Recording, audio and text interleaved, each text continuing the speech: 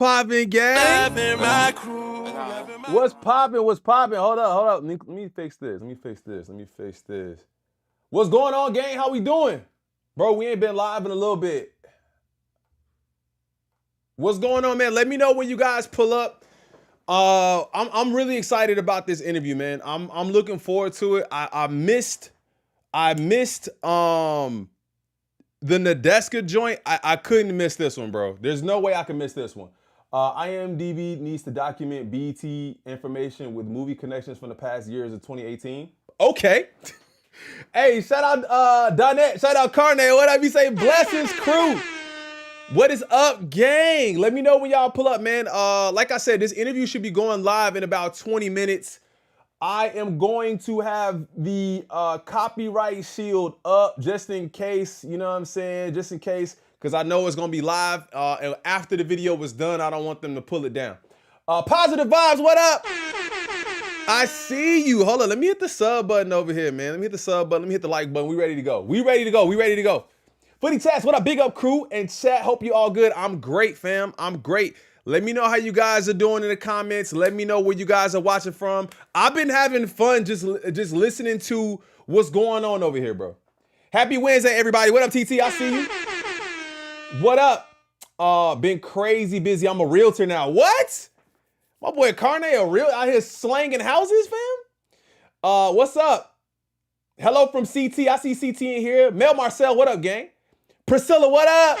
At home in Atlanta. What up, gang? I see you. What are you guys hoping? What are you guys hoping that Cam asks Cole? I can't wait to see what y'all think he gonna ask him. Warehouses, damn. What are y'all hoping that Cam asks Cole, fam? I was gonna ask questions in the chat, but I feel like this is I know it's pre-recorded, so they're not gonna be answering nothing. But I've been watching everybody that's answering, everybody asking questions in this chat, and it's getting crazy in here. Bro, how do you even watch it on the app? They dragging it. Clips came out at least a week, it feels like.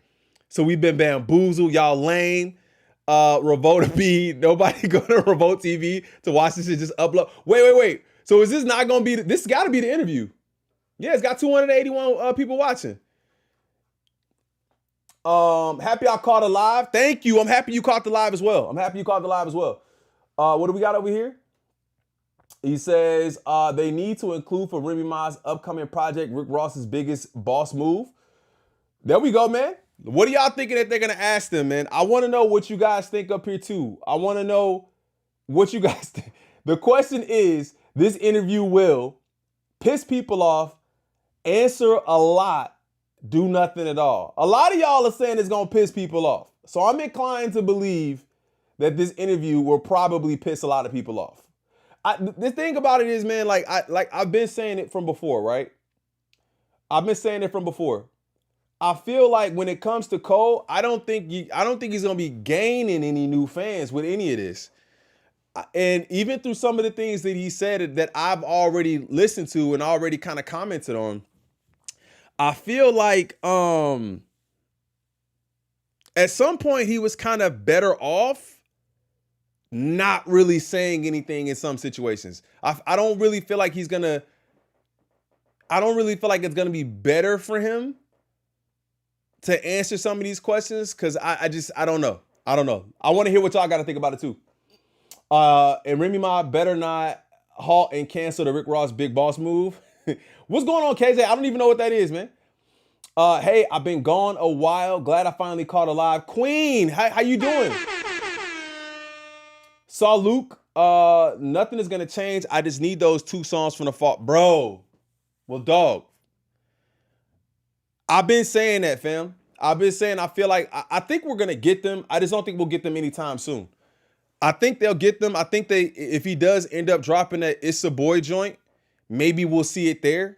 But it's kind of crazy to believe that we did actually have Kendrick and Cole on 2 songs where they both were going to be giving they all on these songs. Like, I really want to hear these songs. I really do think we got robbed of hearing those songs. Been good, just trying to hustle. Everybody trying to hustle. Everybody is out here trying to hustle, fam. Everybody's out here trying to hustle. We working hard. I just left the gym. Was there with wifey. And my son, we went to the gym. We got a workout in, came back, had some food, man. So everybody's hustling. Everybody's hustling. But I want to know, man, let me know in the comments. Let me know what kind of questions you guys are hoping that they ask. I really want to know. We have a huge episode of Talks with Flea for you this week. J. Cole came through and he and Camron got to talking about the lawsuit. Cole explaining his process and why the interview kept getting pushed back. He got deep. Pause. I see what they did there. Into the Kendrick and Drake situation, sharing his reaction to the Metro Boomin track and why he apologized at Dreamfest. I could keep going, but I'm not giving away the whole interview in the caption. Tune in and watch the full episode. So they was thinking you had to watch here, but I definitely think it's going to be here. I think J. Cole is trying to avoid paying Camron because he was wrong. However, I think people already have their opinions and we don't care. I do think people already have their opinions. The thing is, I don't think Camron was necessarily looking for money, personally. I honestly think he just wanted the interview. I honestly think he just wanted the interview. I don't think he was ever really looking for a payday. From what we've seen already in the clips, it didn't seem like he thought that the lawsuit was going to go anywhere anyway. Feel me? Like, he didn't think the lawsuit was going to go anywhere. Crew, what up, Judy? I see you. Hit that like button, y'all. Yes, hit the like button. Hit the like button. What is it? I'm sorry. Where did it go? Why do you think it's Cole that scrapped the two features? Isn't it more likely the relationship fractured and didn't make sense anymore to keep them, or for them to not get cleared? The thing about it is, here's my thought process. Here's my thought process behind that. If the songs were done, the songs are finished. So they were on the fall off, ready to drop. My thought process would be, we're not still waiting on clearances. We was ready to drop the project. So, but that's no disrespect. I feel like, because I see a couple comments coming through on there like, how do you know it got? How you know it? I didn't say scrapped either. I said that he cut them from it. He cut them from it. I don't know the legality behind it either, though, right? So, like, I don't know if you sign off on it, if I can still drop it, if you then say, hey, I don't want you to drop the record. But my thought process is, if the album was done and ready to drop, and then that happened, it was already cleared. That's my thought process behind it. So but it could have gone either way. It could have gone either way. It could have gone either way. I would just like to know what they both learned from this experience. I think we'll hear that too. I think that'll kind of be a summation of everything that we hear here. Is like, what did we learn from this situation going forward? Who's that? Hey, shout out to Josiah. Hold up, what we got? Did I read that right? Josiah, shout out to Josiah for the 10, fam. I appreciate you, gang. Shout out to you. W Josiah in the chat. What up, big bro? Big fan. I think because Cole said he still got more in the tank and Dot ain't even 40 yet, we'll definitely see a couple of tracks from them in the future, even if it's not for another few years. I agree, man. Like, well, here's the thing. We've heard Cole even say, like, I've spoken to him. And W Josiah in the chat for y'all, if y'all haven't done it already, man. I appreciate you. We've heard Cole say, like, I know I've spoken to both of them. I know where I'm at. You know what I'm saying? So the thing is, I don't think Kendrick is, you know what I'm saying, circling the block. I think he gone. He done. You know what I'm saying? So unless there's some more going on behind the scenes that we just don't know, and maybe they talk a little bit more, or maybe, things get cleared up between them. Because I never think the real issue was between him and Cole like that. Between him and Cole, it was more, let's just test the pen, right? Everybody wants to see it. Let's just test the pen. It's not really that deep. It's not really that serious. And it was more like that with Drake. So I think if anything, I'll say, I think there's more room for a reconnection there. However, I don't think it's likely. Hopefully I said that, clear enough. But I definitely think there's more room for reconnection, but I don't know if it's really likely. Dot could pull clearances back. Remember how Drake pulled back on DJ Khaled? That's true. You are right about that. Drake is what? The thing about it is, though, I don't know, with that situation, I don't know if he ever received a clearance. You know what I'm saying? Like, once you sign a dotted line, is it gone, or do you have the ability to pull it back? You know what I'm saying? I would love to hear that from an industry professional. Like, are there loopholes? Can you then say, like, yeah, nah, I know we did that and I cleared it, but I really don't want to drop it? Or is it like, nigga, you cleared it, we dropping the record? I love to hear from a music professional on that. I don't think there's any real issues. Yeah, I don't think there's anything real there outside of the fact that you disrespected my whole catalog, and I might feel a way about that. So, or he could be like, nigga, it's all in rap, but who knows? I don't know. Maybe Cole wanted the focus to stay on him and his work. By leaving Drake and Kendrick off the album, it kind of removes the continued discussion about the beef. It could be that too.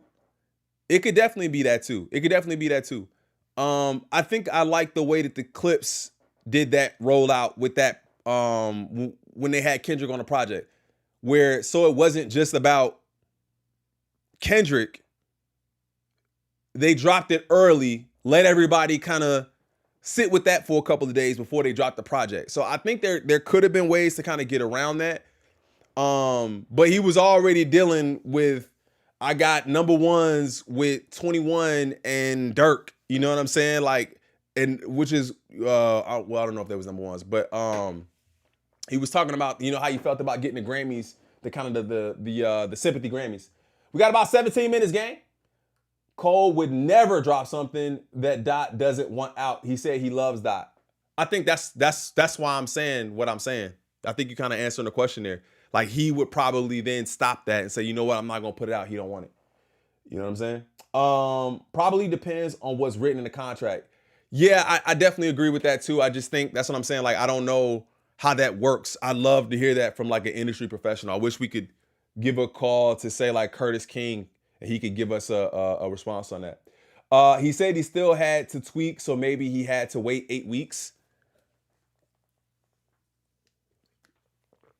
From the person I think Cole is, even if there wasn't any legal issues stopping him from releasing the Kendrick tracks, if Kendrick or someone said they don't want to, he'd pull them out of respect. And that's my point. That's why I feel like he almost had he could have done it, but he was just like, maybe nah. But then again, we don't know. Isaac, what up, gang? He said, should have left the feature on and took... You know, man, I see a lot of people saying that the Let Out is one of their favorite joints off the project.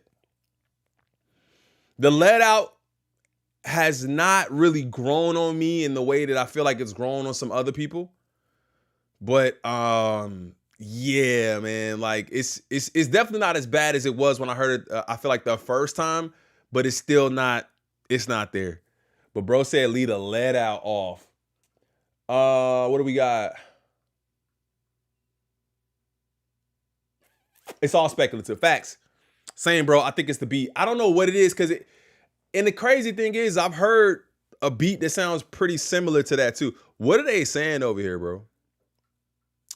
Also, if y'all drop every Wednesday, that would mean Cole didn't pop up. I don't know why y'all trying to sell us that storyline. Just drop.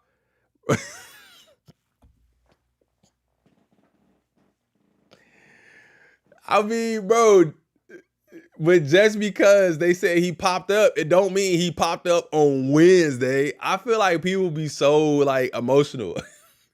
He didn't pop up today. Y'all drop every Wednesday. Why are y'all trying to sell us a narrative?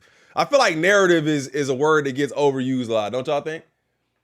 Don't y'all think the word narrative? Fall off was a snooze fest. Hey, look, bro. I'm cool with opinions, so I don't be tripping. But I definitely don't think it was a snooze fest, fam. Like, that's your opinion. You're entitled to it. But snooze fest, crazy, fam. Snooze fest, crazy.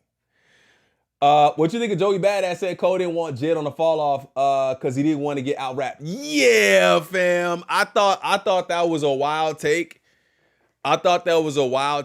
Because I feel like they both have different styles, and Jid is undeniably one of the greatest rappers in history. I don't care.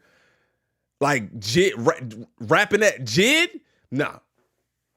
So I think they would have approached the project in different ways. You feel me? Like, I don't think it would have been he outdid you here or outdid you there. I really personally feel like it would have been dope to see them go back and forth. But again, we've already heard Jid say this. Jid has already said, we got a 15-track smoker already. So they've already done it. I think people just forget, like, he wasn't on the fall off, but that don't mean that they don't have work together. They've done work together. He's already said, bro, we got 15 songs or however many. And if they got 15 that they put out, they probably had way more than that. They probably had way more than that. So they've done work. But again, it hasn't been released. So, you know what I'm saying? There's an argument there too, right? Like, they haven't been released yet. They haven't been released. Noah in the building. What up, Noah? I ain't see Noah pull up. Maul leaked the 2 tracks that Kendrick was on. Shout out Noah, man.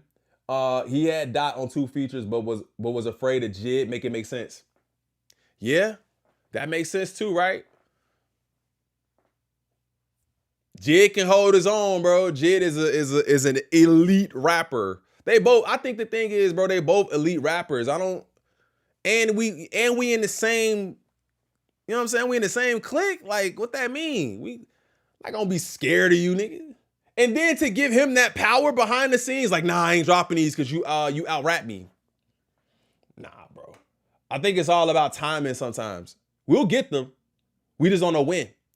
12 minutes. As someone who liked the fall off, I did have to listen to it in smaller parts because it was really mellow. Try reacting to it at 11 o'clock, bro. I think that's why I'm okay. I'm happy that Cole said what he said. Like, bro, niggas be sleep at 9:30. Niggas be tired, bro.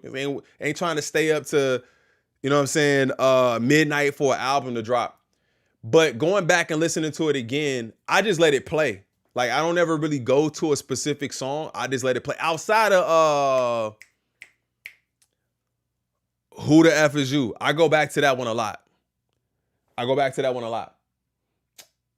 Joey, what'd he say? Joey always trying to insert himself into the conversation. I think Joey is forever in that space of being known as an elite rapper, but then still being unknown. I think that bothers him a lot.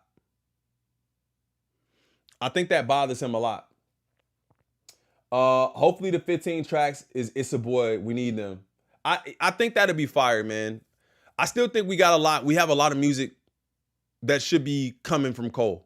I think we got a lot of music coming from Cole. Like I said, I don't know if we're gonna get too many albums, but I think he got a lot of music. It started with the Mike Will joint. The thing about the Mike Will joint to me though is I feel like it don't have no staying power. Like the Mike Will joint, even the whole project itself, the Mike Will project don't really have. I haven't heard anyone talking about it. That's why I haven't listened to it. Feel me? Like, I haven't listened to it at all because nobody's recommended anything to me. They told me that the Sway Lee joint didn't hit the way they thought the Sway Lee joint was gonna hit. So I'm just like, damn.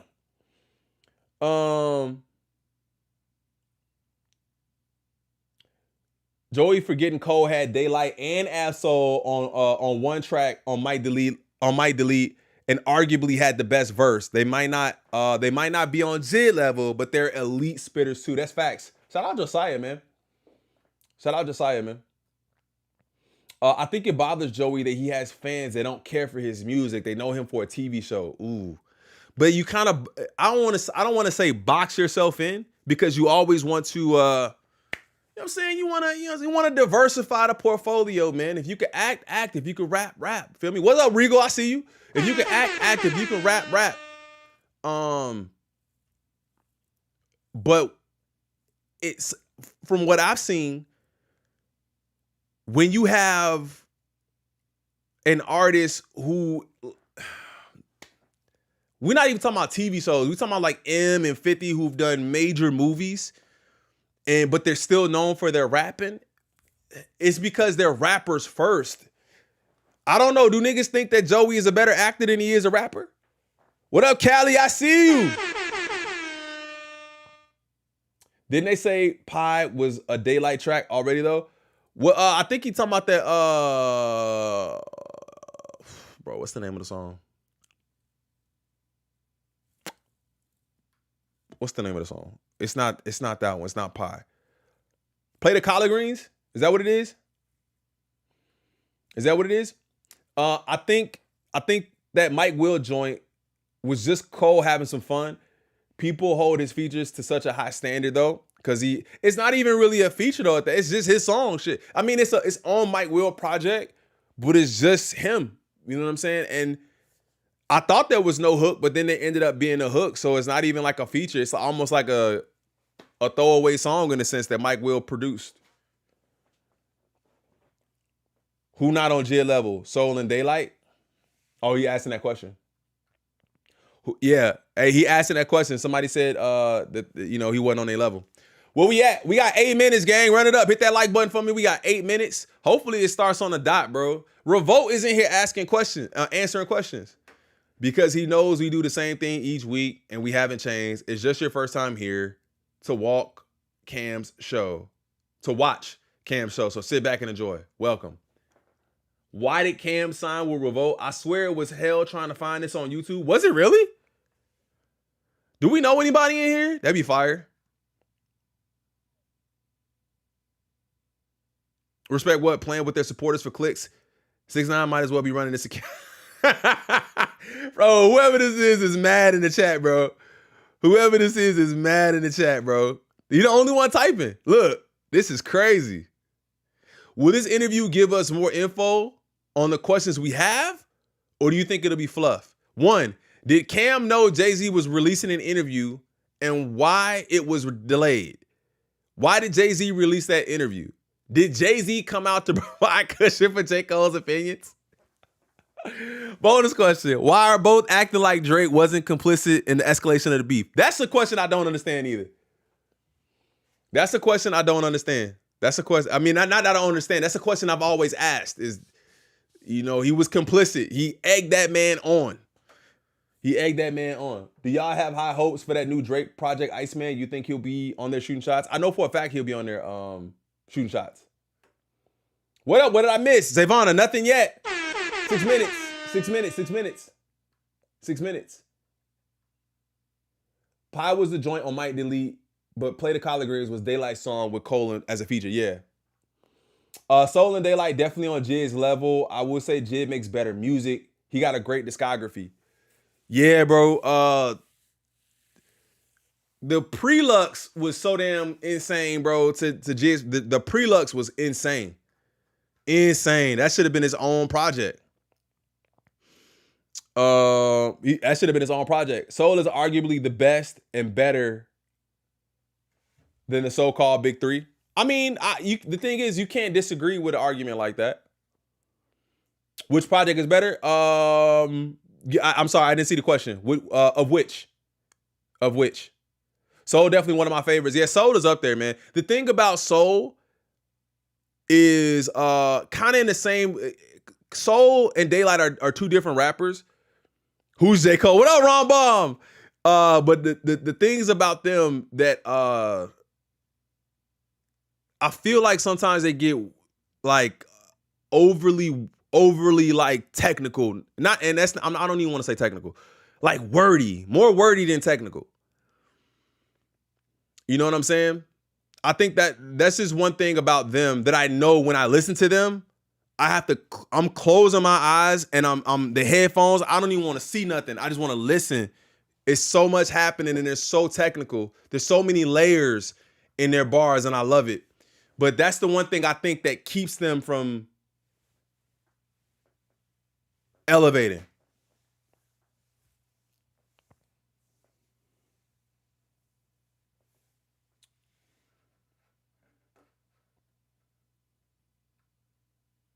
Oh, for sure. Facts. I like the Prelux better than God does. Like, oh yeah, the Prelux was insane. They don't know how to dumb it down enough for the mainstream ears. And that's sad to say. That's sad to say, but you really, I mean, if the thing is, if you're just not into bars and you're just not into like sitting and listening and dissecting and then thinking about it a day later, like, oh damn, that's what he said, or you play it back and you heard something again, or you heard the way that they said a word, but it sounded like another word. It's like the average listener is not listening like that. Like they're not listening that intently. Like they're listening, but they're not listening that intently. So I feel like it kind of goes over people's heads sometimes. And I just don't think as fast paced as we are and as quickly as we forget things, like I feel like to say they have to dumb it down is kind of crazy, but in a sense, you know what I'm saying? Like,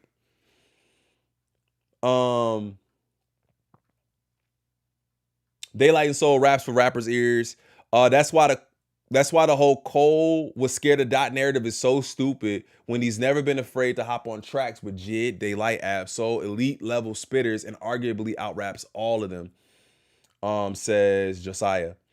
The songwriting takes a hit for the bars sometimes. Facts. 3 minutes, gang, 3 minutes. The big three, not even the best spitters, but they blew up in the blog era, and their ability to relate to more people is what sets them apart. Corny lines here and there, and in production. I don't know if I agree with that completely. I see what you're saying to an extent, but I don't agree with that completely. But I definitely know when you got, you know what I'm saying, niggas like Simba and bro, why am I drawing a blank? You just got niggas who just are like, even like Daylight, arguably some of the most technical and best rappers on the mic, period. But they just don't have like, they don't have the other half of the piece of the pie to make it all fit. You know what I'm saying? Like they're incredible rappers, but that's all, you know? You can't casually listen to those type of guys. You got to really be locked in. That's a fact. Casino or the Fall Off. Ooh.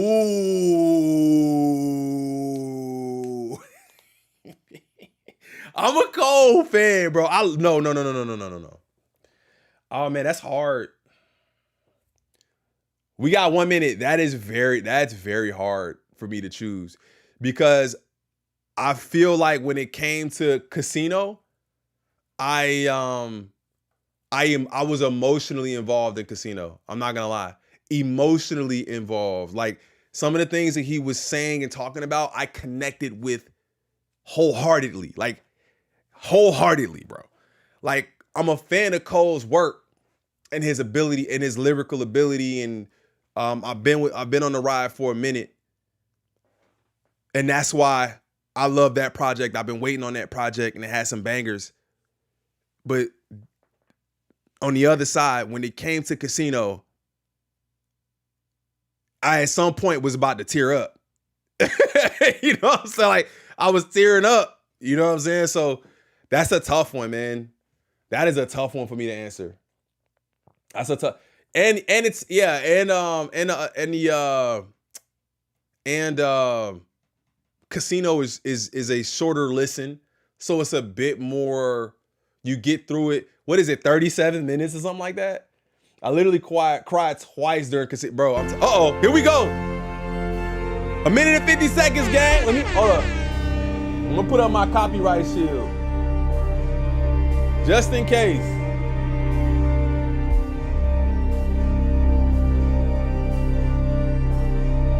Let's go. Y'all ready? Let's get it. I'm putting my copyright shield up just in case. I don't want them to hit me with none of that smoke. I don't know if I want to even, I'm gonna leave the live chat down because I don't even want to focus on that. Stop playing. You know you like Casino more. Look at all of that. I like them both, bro. I can't give you a favorite. Man, I can't give you a favorite.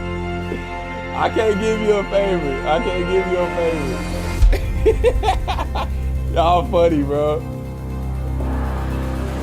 I do apologize for the copyright shield, but when the video goes down, I don't want to have to do a whole bunch of stuff to try to get the video back up again. So I got the copyright shield up. I'm not arguing my opinion. It's just what I like more. That's facts. Hey, Isaac. Hey, bro, look. Isaac, bro. 27 seconds? We getting the interview, gang? We getting the full interview? Let's go. Run it up. Hit that like button. Sub to the channel. Let's go. Let's go. Let's go. Let's go.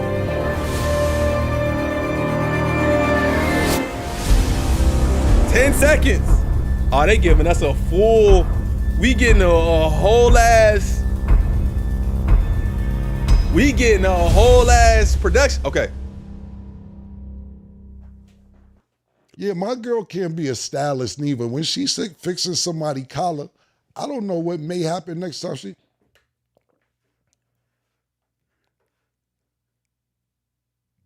What's up, man? I'm just saying, like, a lawsuit, bro. Lawyers. You know, it wasn't like that.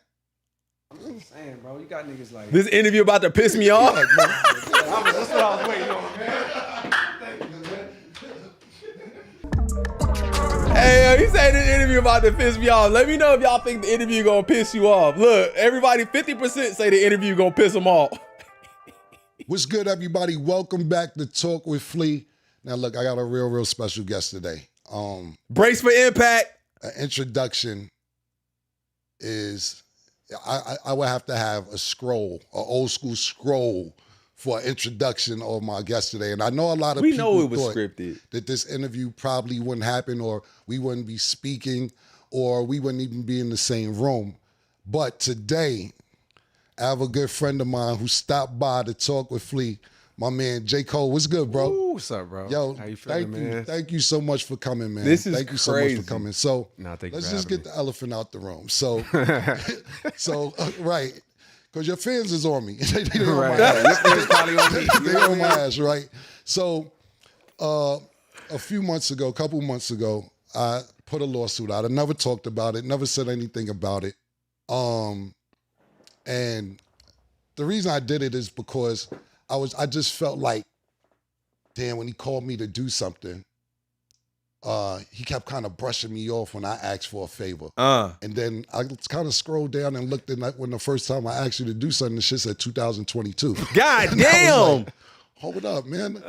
So yeah, it gave me a time to do something, time to do something. And then we actually talked, and I appreciated our conversation because you was like, yo, if you feel a way, just say something. But this is my process, Cam, that when I write a rhyme, I'm trying to have the best rhyme I'm doing. When I do an interview, it's because I have something to promote. Right. So I was just basically going off what you told me. Right. And I'm like, this is kind of a long time from what you told me. Fact. So let me ask you this. When you first seen the lawsuit, because I never talked about it. Never talked about it. Right. What was your emotion when you seen it? Yo, I was like, I ain't gonna lie, I was like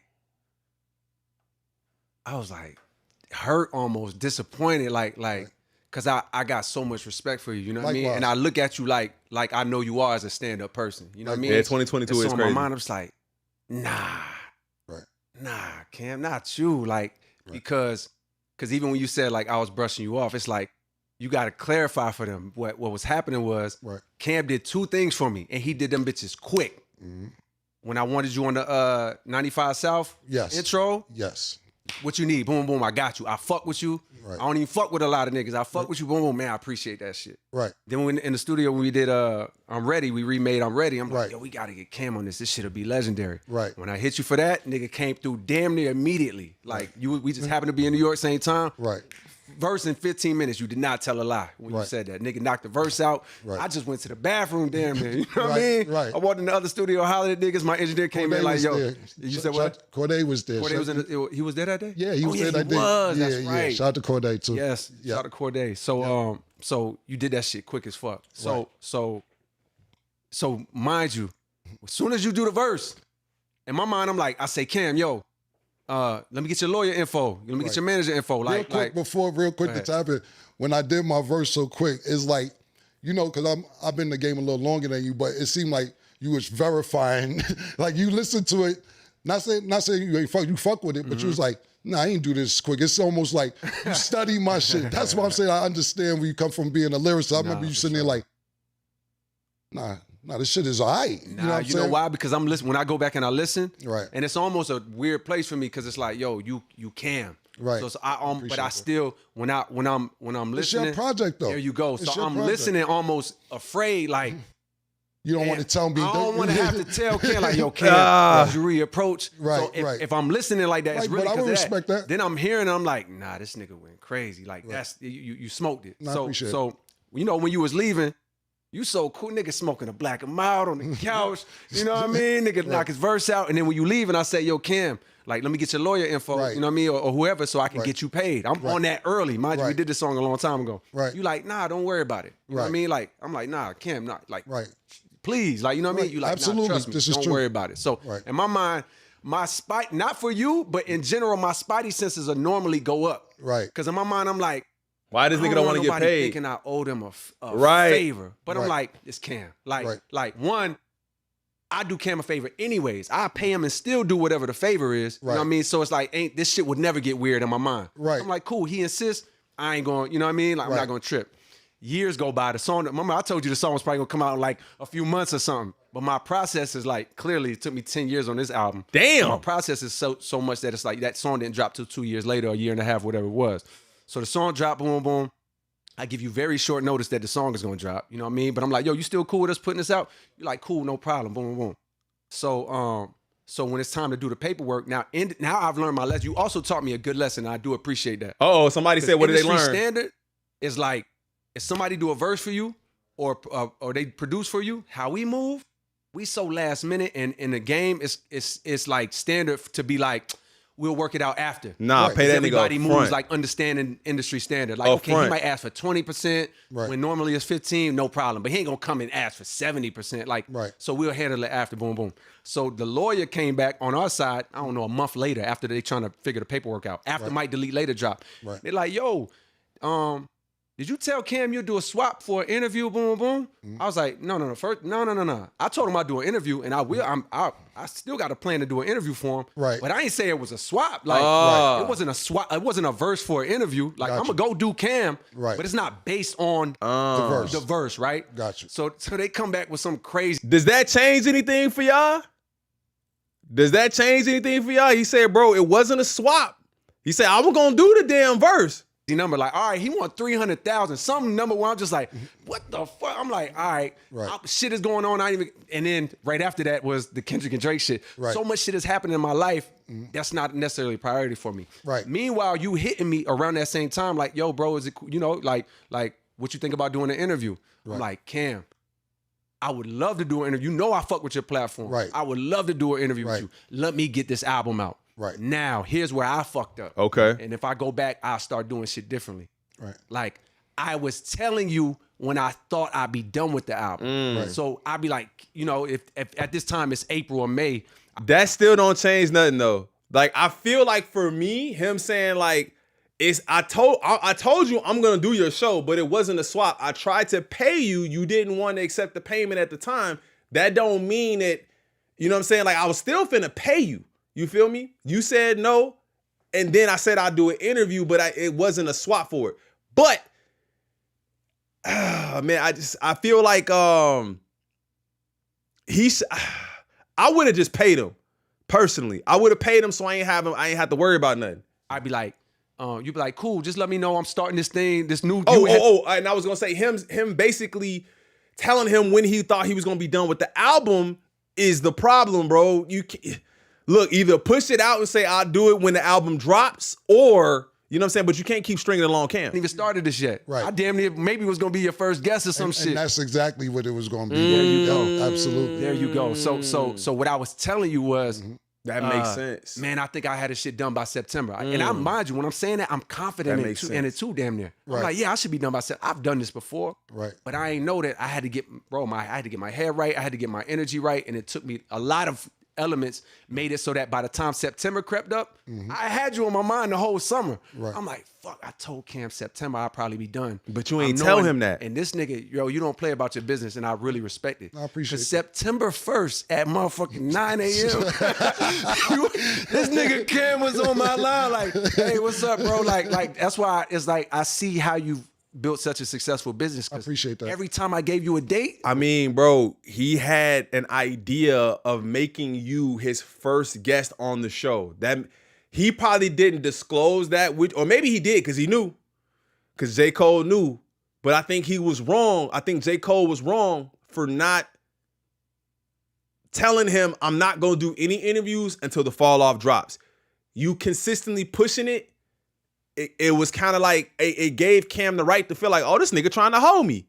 Like, nah. Right. I agree. I don't know if I you agree got with that. Assistant, a schedule, if that shit is up here, every time I gave you a date, you was on me on that date. So the first time you hit me September, and I'm like, fuck, I got to tell Cam it's not September. Right. Cam, it's not September, boom, boom. Like, Right. I'm not there yet, boom, boom. I think it'll be realistically March or whatever I say, right? I give you another date. Right. Everything's cool. You cool about it. You're not tripping at all. You like, cool, just let me know, boom, boom, boom. Right. You double back around March or whenever the next thing is. Whenever you told Every me time to that hit nigga I told gotta you. Every see time you double back, but the next time you double back, I also wasn't ready. Right. And mind you, the whole time, you don't know this, but I was telling you the other day, it's like, every time I had you on my mind, like, fuck. Like, I'm behind schedule. Right. And I'm somewhere fucking in my him up. thoughts, I'm thinking about you, because I'm like, yo, I told Cam I'd be done by such and such. Just real quick, right? Me being on your mind is pause. That's a pause. Yeah. That's a And pause. let's just. That's my This nigga, he had to pause. Me being on your mind. First of all, let's clear this up. Pause, nigga. That's a I pause. just because you said it like 3 times, I'm gonna let it slide. But like, I don't want to be on your Hey, mind yo, that I'm much, dying. man. So I just want to get that. I'm done. But go ahead, my bad. I didn't want to interrupt sure. the story. Go ahead. sure, Nah, for go sure. ahead. I'm sorry. dying, So bro. we in March. Now we in March or wherever we at. Yeah, Whatever wherever the date we at. is, now you follow up again. Right. Now I got to hit you with the news again, right? Right. and I think this time is when you hit me. I could feel, no, this time when you hit me, I damn near didn't even want to text you. Because I'm like, I can't text him the same thing I text him. Let me call him. Right. So this is when I called you. Right. I don't know if you remember this, but I called you. I'm like, yo, let me just call him. And when I called you and we got on the phone and I hit you now verbally with the same thing I hit you with on text, I felt the Harlem Right. come out damn near. Right. You know what I mean? Where you was like, yo, I understand what you're saying, but like, let me tell you how I'm feeling. Like when you asked me to do something, With all due I respect. showed right up. Right. And I did it and I knocked it out. Right. Now when I'm asking you to do something, it's like, you gotta, now it's all of this time and boom, boom. It's like, yo, I'm not understanding. Which I felt your energy. I had to go, whoa, Cam. Right. Like, Does this feel change like- anything for y'all? you know, I'm sensing your energy and I'm realizing like, we don't even really know each other like that. Yeah. We don't, I respect you. I got a lot of love Likewise, for you. yep, and yep. I'm assuming you respect me, got a lot of love, but we don't really know each other.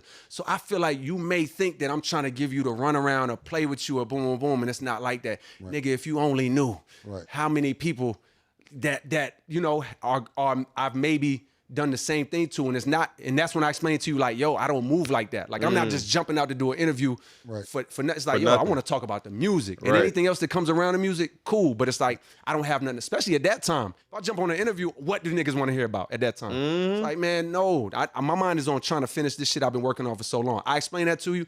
You said, cool. You know, the conversation was great. You know what I mean? We had a real conversation. So that's why he felt like, damn, bro. Not right. Like, damn, you hit me with the lawsuit. I don't know, bro. I feel like I'm understanding both sides of this thing. I'm understanding Cam saying, bro, when you asked me to do something, I did it for you ASAP, right? But I also know that they doing two different things. Cole is wrong for not telling Cam, I'm not doing anything until this album is over. That's what he's 100% wrong for And that. then I gave you another date. Right.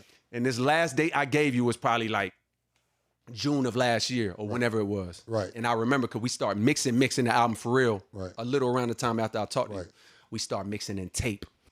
Right. We never mixed in tape before. We mixed in tape because, you know, we was listening to a lot of Mobb Deep along the way. I was about to say you took it back to reels. Yes, we took Right. it to reels and Right. tape and like mixing on the board. And we mixed on the board before, but we ain't never hit tape. Right. And Q-Tip was in the studio one time with me, and I had to ask him like, yo, bro, like, what was y'all doing on Mobb Deep? Yeah. What was y'all doing? And he was just telling me, yeah, we was hitting tape. We fucked around with tape in the past, but never like this. And when he said that, shout out to Q-Tip, because he changed our whole perspective. Right. Then I realized, now we gotta learn, but then we have to learn how to use tape. Right. And I'm realizing this shit is hard, and I ain't even having, now I gotta get another tape machine because I didn't realize one wasn't enough. Right. So now me and my engineer and my team, we trying to learn something new on the fly. So what would have normally took 2-3 months for us to mix on Pro Tools Right. is now taking us dumb long. Like, so by the time June comes and you hit me. First 2 albums are on tape, right? There you go. So you know niggas carrying right. the whole reels to the thing. Exactly. You probably gotta wait mad long for them to pull up the mix. Yeah. Like, that's how it is. Every time people don't not understand it, but you understand, which is like when you mix,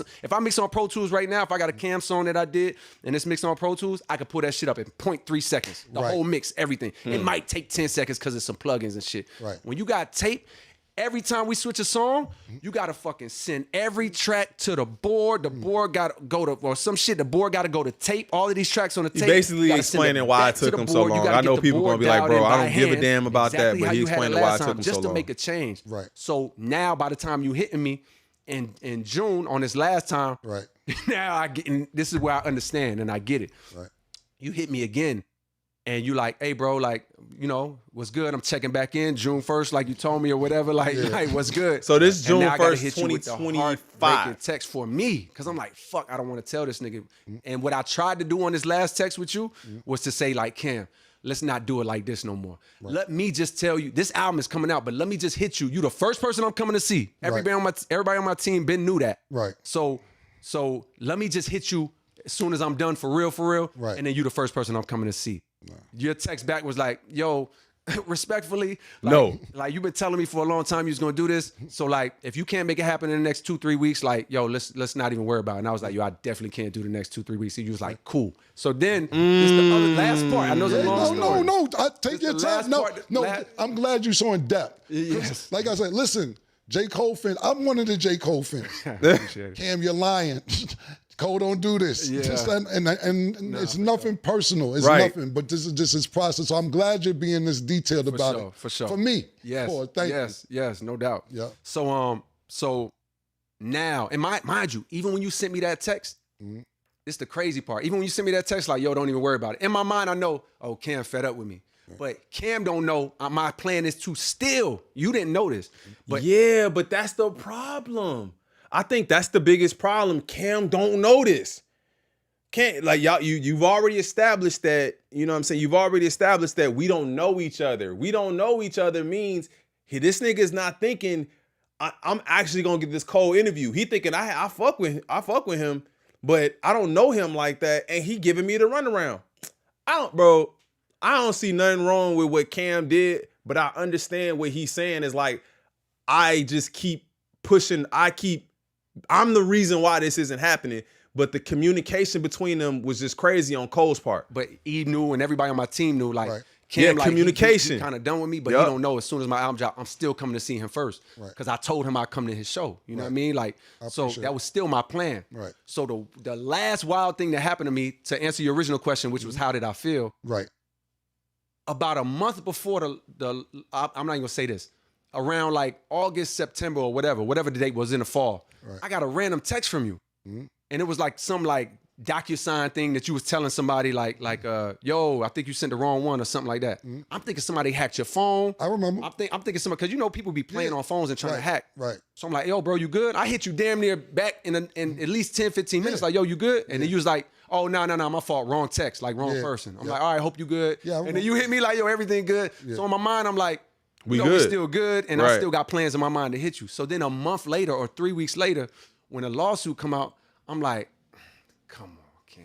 And only because it was like, in my mind, I'm like, bro, you really could have hit me. Like, although it was taking a long time, I don't give a fuck if you would have called me and been like, yo, nigga, what the like you could have scrinked on me. We could have argued, boom, boom. I would have preferred that than the other way, because I was just like, damn, Cam, it never got to that point where you couldn't like holler at me or whatever. So my first, as a Cole fan, I'm saying he did, bro. I'm saying he hit you 100 times, bro. I'm not finna keep calling you and hitting you. I'm not finna keep doing all that, bro. I'm just not. First thing was disappointment, but then I was like, and my first thought was like, fuck it then. Like this nigga ain't even know I was still gonna come to his show. Right. Like my first gut reaction, like, damn, and it's like misinformation, you know what I mean? Like within the lawsuit itself. Hold on, chat.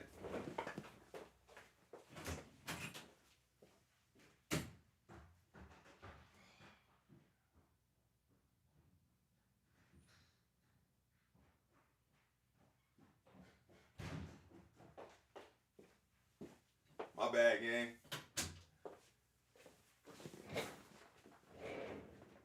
And, you know, the internet running with it. People hit me like, yo, what's going on with the Cam shit? Boom, boom. So, like, my ego reaction is like, man, all right. Quietly, I'm like, man, fuck this nigga, boom, boom. Right. But quickly, I'm like, but nah, like, I get it, though. Let me put myself in his shoes. Like, yo, the nigga feel like he was getting a runaround. Of You know course. what I mean? He don't know you for real. He don't know your heart for real, for real. Right. He think you trying to play.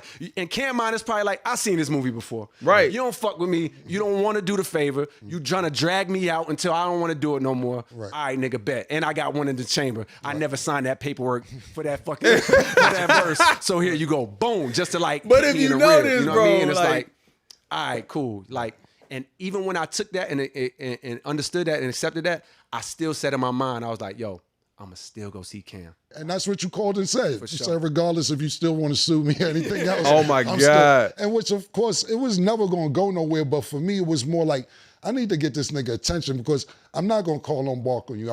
We had a cool relationship. We never been there. It ain't like we've been to club together. We don't know each other to scream and yell at Right. each other. No shit like that. So I just took it more of like, to me, when I looked at it and I looked at the time, like, and you did a great job explaining. Yep.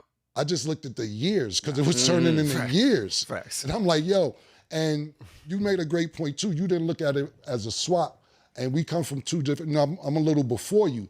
So the way I used to look at it, or not niggas in my generation, to be like, yo, I did this for you. I need you to do this for me. Right. That's how I looked at it, even though you're explaining that's how you never looked at it because you offered to pay me. Right. I'm not charging you. See? I tell niggas no all the time. I don't like niggas.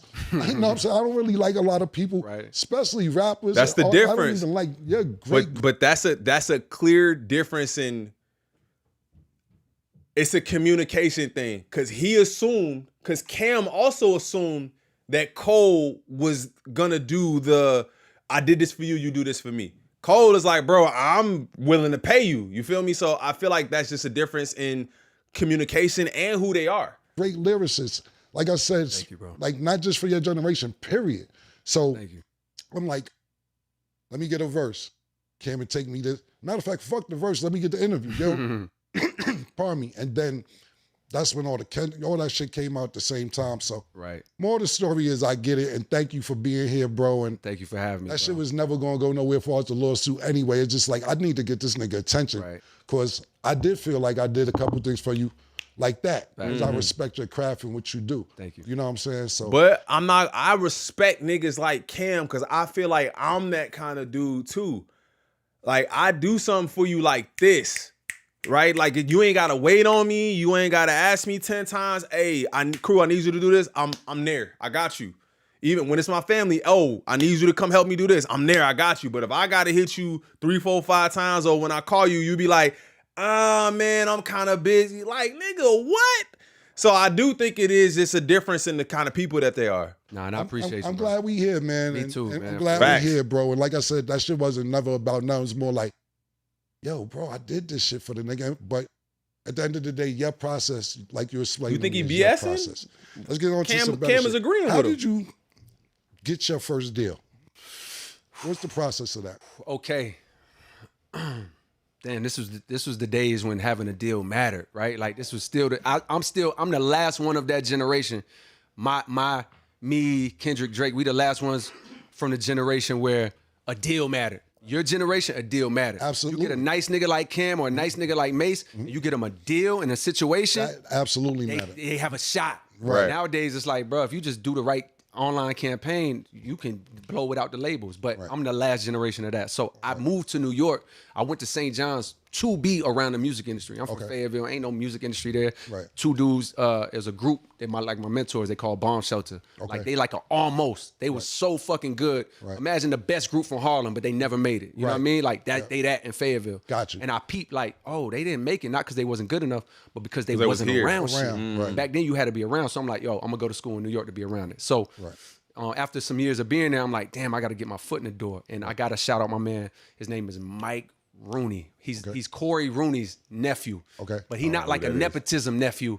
He damn near, his uncle, he ain't get it off the strength of his uncle. Right. You know what I mean? If anything, his uncle might have made it harder for him, you know, Right. from what I understand. And he had to get it on his own. And he heard I had a song called School Days. And he heard this shit on my MySpace. It's a long story, but like, he ended up connecting me with Kirk Lightburn, a dude that's like really tight with Mark Pitts. Right. So Mark Pitts, it heard. Shout out to Mark. Shout out to I've Mark heard of Pitts, Mark Gucci Pitts. the I don't know Guns. what he Like, does, but I heard he of Mark heard Lights Pitts. Please, the song I got called Lights Please, and he saw the vision. And he brought me in. And eventually he ended up taking it to Jay. Okay. You know what I mean? And Jay like heard it. Mind you, this is a year after I waited outside. Right. Was a baseline to Rock the Mic for Jay trying to pass him a beat CD. Right. You know what I mean? And he ain't take the shit. He like kind of dubbed me. Right. And it taught me a lesson like, nigga, you ain't gonna get it like that. Yeah, that's not how you want to get it. Right. And a year later, via Mark Pitts, you know what I mean? Mark had the vision to take me to Jay, and Jay heard it, saw the vision, and signed me. Right. That's hard. Is there anybody before Jay that you seen that celebrity-wise the man shut you down, or Jay was, or your mind was just strictly get the Roc Nation or Jay-Z or whatever? You know what? Roc Nation didn't exist at that time, but me standing outside for Jay, it wasn't me trying to get a deal. Right. I'll make beats too. So it's like, in my mind, I'm like, trying to get in the door. I seen Kanye like got in with the producing shit Right, first. just trying to get in the door. Maybe that's an end for me. And the news had dropped that Jay was working on American Gangster. Okay. You know what I mean? But the article was saying he wasn't necessarily done. Like, Right. so in my mind, I'm like, I'm ambitious. You know what I mean? I believe in myself. So I'm like, shit, I was at work. I'm like, yo, as soon as I got home, I made 2 beats, threw a hook on one, put 7 other beats on the CD. I put the American Gangster cover on it. Like I slid that shit in the CD book over my volume 3. I had a volume 3 or volume 2. So I took the cover out, put his American Gangster cover in, black and white, little printed version, and stood outside trying to get him a beat CD with a hook on it, thinking if he go, in my mind, he listen to go it, I'm upstairs, on. put the CD in, hear Facts. it, go get that young kid from outside. You know what I mean? Right. So I thought that I wasn't even thinking about it signing to Jay-Z. I was just thinking like, oh, maybe I can get my beats off. Right. You know what I mean? And get on like that. I only thought about signing to Def Jam or to a label. I never thought about a Jay-Z or something like that, but it worked out for me. But that's what I'm saying. Was it only, nobody ever said, fuck out of here? Did you see anybody else celebrity-wise that you may have tried to get on to, but that was just your focus? Nah. I will say, no, nobody ever shitted on me or dubbed me. Right. But I do know that at one point in time, 50, I think Shy Money and shout to G Unit Hove from Queens. Right. They was trying to put, I think, 50 onto my shit. You know what I mean? This is around the time right before when I was knowing Mark, before Jay had heard my shit. Right. And I think they played my shit for 50. And what I was told his response was like, mind you, I had like I had this song called Lost Ones. I had Lights Please. I had Simba. I had hard shit too, like where you could tell I could really rap. Right. And I think 50 reaction from what I heard was, can't sign this nigga, his jeans too tight. Oh my God. Could you imagine passing on Cole because his jeans was too tight or he could rap? That's fucking crazy. I couldn't imagine G-Unit Cole though. I ain't gonna lie to you. Right. I can't imagine G-Unit Cole. I mean, guess what? That shit wouldn't have made no sense, me going to G-Unit, you know what I mean? But shout to Shy Money, you know what I mean, and Hove who seen the vision. Right. You know what I mean? How was that? How was your experience working with Hove or getting the Roc Nation, being like the first artist over there? What was that like for you? Honestly, bro, I think by that time, I missed the heyday that you got to experience. You know what I mean? Y'all damn near missed it. Yeah, we caught the tail end of it. Tail end. Y'all caught when that nigga was probably on his way out. Like, man, y'all niggas have it. Like, I missed the era when it was actually like a real squad and like a real label based off of like a rap energy. So when I caught it was straight. I think I caught him on straight CEO mode, where it's just like, all right, look. Right. I'm gonna sign this artist. I'm gonna spend X amount of money on him. I'm gonna give him some time in my office and have a couple pep talks with him. But like, nigga, you gotta go. It's sink or swim. Right. You know what I mean? Like for the most go part, do your I don't think he had the care, and I understand it at this point, to necessarily be like, you know, having his arm around me or coaching me up, which I appreciate because you know I prefer the way I got it. You kind of heard that same sentiment. In Jay-Z's interview, he said that. He said, like, oh, I'm just trying to make sure you don't want this record from the dude who made this and made that and made that. Okay, bet, do it your own way then. Like he like, I'm doing what I am going to do. I'm not gonna do anything more than that. I respect it like, though. Right. On my own for the most part. Other than, of course, just the affiliation with him alone, life changing. Let alone the investment from his company. Right. You know what I mean? Like so. But other than that, trying to navigate the waters of how to blow and when to release or how to do it and bumping my head, that shit was like on me and on Eve and like hit that like button. I appreciate you. Is that part of the reason that you said maybe I don't need to be here after a while and take your own thing to Interscope? Real quick, hit the like button. Why leave Roc Nation and go to Interscope? Now, first I went to Interscope with them. Okay. Because they had a deal with Columbia. Right. And then they deal with Sony was up. So they took me to the Universal. I know everybody just waiting until they get to the Kendrick. On my last couple albums. Until you get to the Kendrick we converted it with Roc Nation from a We got record deal to, 161 like, a votes. We should have distribution deal with them. 161 likes. You know I what appreciate and when you. that ran out, it's like, yo, we worked something else out. I think they got what they needed up out of me. I got what I needed up out of them. And it's like, it's Right. So when you get in the game, you come from Fayetteville, you're in New York. Now you're in the game and you're getting this people loving you from the beginning. Is it what you expected when you first got in, knowing that people from your town didn't make it?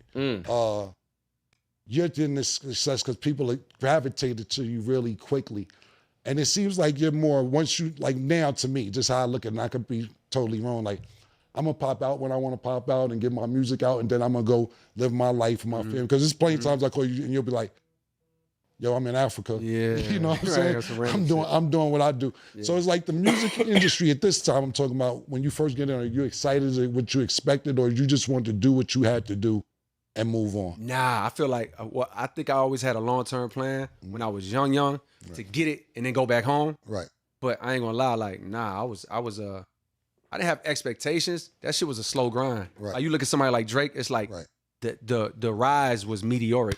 Okay. Like 50. Okay. It was like 50 had a mixtape run, but once it popped, it was That like, shit was out of there, My shit never did this. Got My you. shit was always this, Right. which I feel grateful for because it's like, yo, God bless me with I never the thought about opportunity that. to adjust as it grew. Right. You know what I mean? Like, I remember going to Miami because first of all, I come from a squad of friends that like we like party hard niggas. Like, Right. you know, I spent my first parties was the skating rink, and I made sure I was religiously there from 7 years old, Friday night, Saturday night. Mom, going to the skating rink. I used to walk up there. That was my first job. It was my hangout spot when I was 11, 12. Right. And then that turned into the teen clubs as a teenager. Then that turned into the college the parties. teen I went to club. college. And then once we was out of college and broke, we still trying to find a way to get into the club free before 11 or boom, boom, boom. So I say all that to say, we used to go to Miami, even just as college kids, like spring break. You know what I mean? You know how that go. And I remember the first time we went to Miami, and it was like, I think maybe the warm-up had just dropped or was about to drop, or maybe the news had just dropped about, you know, I signed to Roc Nation or whatever. And I remember like 2 people noticed me or something. Right. You know what I mean? And Yeah. I was like, oh, we look at Eve look at each other like, oh shit. Like, yo, like somebody randomly come up to you like, yo, you J. Cole? It was like, oh shit. And then the next year, it was like, okay, maybe the warm-up was out, you know what I mean? Right. And like I had a little bit more motion. And maybe it was like now 500 people recognize you. And then that Damn. next year, it was like, oh, I couldn't even go out there no more. Like, Got you. You know what I mean? So, but I had a good time to like adjust. And I ain't had no expectations, but I did enjoy the I think I would prefer that kind of rise too. I would prefer to not have this like meteoric rise, because a lot of times the meteoric rise ends up meaning you fall just as fast or just as quickly. So the fact that he always kind of elevated at his own pace, I think that really says something about Cole's career too. Process of it, you know what I mean? And I wasn't thinking like, man, let me hurry up and get this shit over with. If anything, I was enjoying that shit a little too much. You know what I mean? Like it might have threw off some of my discipline. Got you. So people know you play basketball as well. Like you're about to go play basketball when China, you told me? Yeah, like on some random you told me, shit, call me, I'm playing professional ball in Africa. Like Canada, I spoke to Drake one time, like, yo, I went to see J. Cole, he's playing ball in fucking Canada. Right, You're playing professional basketball around the world. Yeah. So for me, right, I was either basketball or rap. I didn't really have no other plan. I didn't have a plan C, plan D. Is that Powerful ball growing up? Like, I want to be a basketball player, or I want to rap, or did You you say have other powerful. goals? Yeah, those were both of my goals for the most part. But I ain't gonna lie, like nigga, I was, and still to this day, like I'm not going to play professional in Africa because I'm some nice nigga. Like I can hang on the court, I can shoot, you know what I mean? I can defend, but I'm not, and never have been that nigga on the court at any time on any level. Like when I see, you know, they got that famous clip of you in high school. Like, nah, you was getting to it. Yeah, you know what I mean? I was trying. You was one of them ones. It's like that was never me with basketball. Although I had a love and a passion for basketball, I always feel like, yo, I left a lot on the table because I ain't have direction. I ain't had nobody around to be like, nigga, you ain't even good. You you're a supporting player on your high school team. You're Right. not even that nigga. Like, Right. I had nobody to say that. So, but I always kept that love and that dream. Right. Even though I'm not good enough, I still had the dream. And what that dream did is it allowed me to get better over time. Okay. So who I was at 17 as a player, I was way better at 18. Right. Then I was way better at 20. Right. Then I was way better at 22. I actually kept getting better as a player. Right. And so the basketball shit is like me just trying to scratch a last itch. You know what I mean? Right. Of like, yo, let me see if I could do this. Could I train and be able to like go play professional? Because these teams and these leagues are looking at it like, you know what? He not ass. Right, He could but he come not be nice. on the court. Yeah. And he can give our league some publicity. Some publicity. So so the China thing you're talking about is like it's a team in Nanjing that from last year was offering me to come Okay. and play. And I'm like, you know what I mean? Like, I'm looking at the clock, like, boy, I'm getting older. Right, Like, this I ain't might gonna be my able to last play no shot. more. So, Right. so I'm gonna keep my word to them and show up and play a couple games. Although I know, you know, I'm not in the best of shape because the album, but I'm gonna go out there and have fun with it. Why wouldn't you? Listen, niggas offered me a couple dollars to come play. I don't know about China. I'm going to Canada. I'm going to go to Canada if I had a chance. Why China though? Because it's so far.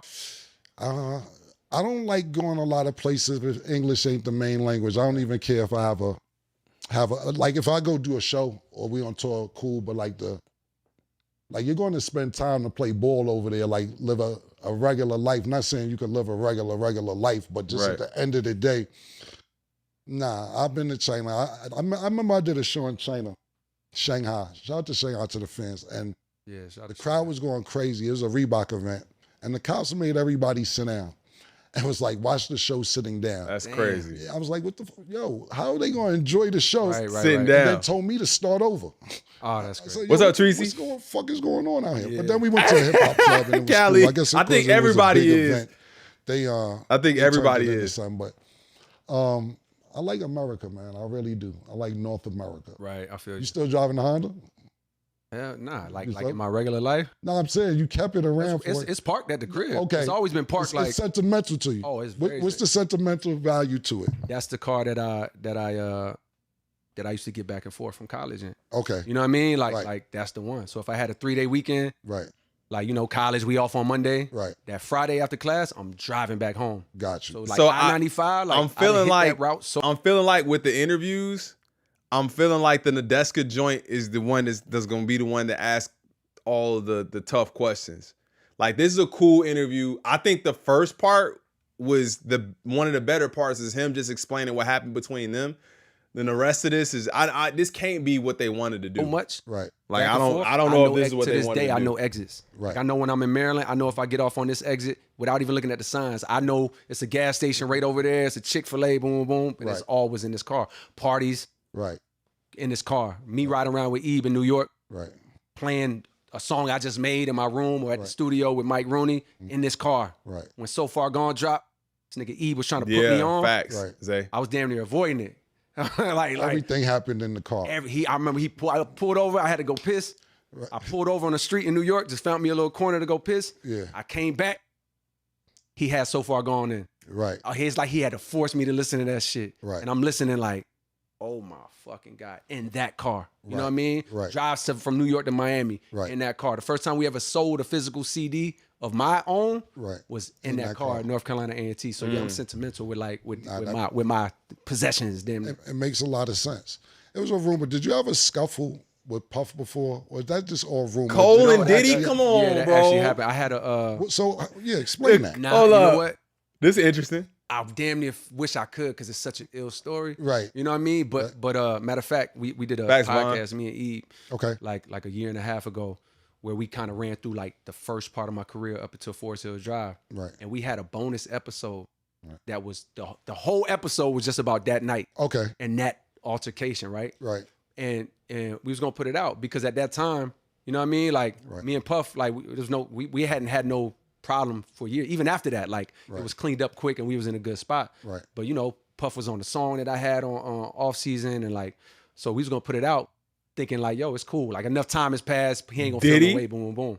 Right. And then all the shit happened with him. Right. And I was just like, Nah, it felt Yeah, like nah, Amy, hell like, nah. kicking a man when he's down. Like, you know what I mean? It was like it would have gave the news in the world more ammo. I got you saying. Nigga, it don't matter, bro. It don't. You could have said, hey, whatever you would have said would have made it better for him. That nigga's nasty, bro. Nasty. Dude, yeah, it wasn't a good time. This Cole and Diddy headline So is similarly, nuts. right now, it's like, boom. I don't want to tell it because it's ill, but I'm like, nah. But it did happen. Oh, no, it happened. Yeah, Y'all said 9 booms. You mentioned a couple names earlier, and but let me say this. absolutely, it did happen, but the stories be wrong. okay. The narratives around it be wrong. Right, You the know what I mean? remixes is crazy. The remixes is crazy, like how shit be happening. Right. But the remixes is crazy. Right. Because, people will say it happened, didn't happen. I tell niggas all that, like, when it come to history, not just rap, I'm like, by the time we leave, if somebody get punched in the face in this room, by the time you get to valet, it's 7 different stories of how they got punched in the face. Facts. He got punched in the face and his tooth fell out. Now his nose came off. Facts. Like, the remixes of nose came stories off. just be crazy. So no story that's out there has been right, what you're saying. Okay. So So are we just getting the so full people know. story? All right, let's go.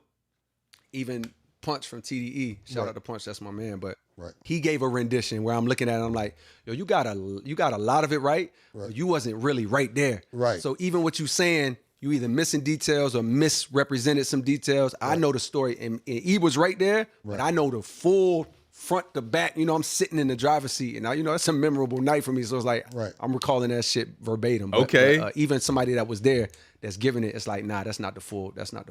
I got you. So Wait, so we not going to hit a story? Call on die. All right, bro. We ain't going to hit a talking about story? how, at the beginning of the show, when I wanted to do the interview one of these times, All right. and then this Kendrick thing comes up.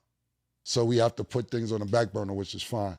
When you heard Kendrick make that song with Metro Boomin, and I remember years ago when y'all was first, I don't want to say first coming out, when y'all niggas was kind of established, and he did a freestyle years ago, and it was kind of like, he kind of was taking shots at everybody, not just you, period. And I remember you was like, yo, I don't know how to sit with this. And this was not this problem that happened. I'm talking about maybe 6, 7 years ago. And you was like, I'm supposed to take this. Is this what a I'm saying? control 'Cause he's trying to joint? make it seem like it was competitive. When this latest... It wasn't shots too when you really listen to that song. It was Okay. the control song you talking about. It's like you listen to it, it's not a shot. You know what I Right. mean? But the world at that time, Okay. it felt like the energy of it felt like a shot. Okay. You know what I mean? But like when you really bust it down, like, oh, nah, it's nothing disrespectful in there. You know what I mean? But I understand what you're saying. There was something before. Now you was gonna ask me how did I feel when I'm about to ask you, elaborate. I want you to be elaborate because I want to make sure I got it right. And if I don't got it right, check me to make sure Cam, it didn't happen like that. Sure. You know what I'm saying? So when the Metro Boomin track just came out, or not just now, been a couple years now, when you first heard it, how did you feel about it? We just reacted to this Two earlier. reactions. One, I got probably about an hour or two before somebody hit me and said it. The way they worded it was like, yo, Kendrick, boom, boom, right? So I'm like, what the fuck? I'm thrown off right there. Right. Automatically. I'm like, wait, what? Right. And then mentally I go to like, wait, I know we good. I just spoke, boom, boom. Like, Right. now I'm trying to think like, damn, did I do it? I'm not even hearing the song. I don't know what the fuck he gonna say. You know what I mean? Like, So he said he just spoke to damn, him. did something happen? Did I do something? Did I say something? Boom, boom. Like, I'm confused almost. Like, not knowing what the song's gonna be, only knowing what somebody, you know how this shit go. Yeah. You send your shit to Spotify or something, and then somebody at Spotify listen to the shit early, then they send a message to somebody. Right. Somehow somebody knew, and it got out, and then it made its way to me. Got you. So an hour or two before, mind you, I go to sleep. I sleep by motherfucking 10 o'clock most nights, 9:30 damn near. So now I'm like, oh shit, let me stay up and hear what this is. You know what I mean? So I listen to it, and I have two first reactions.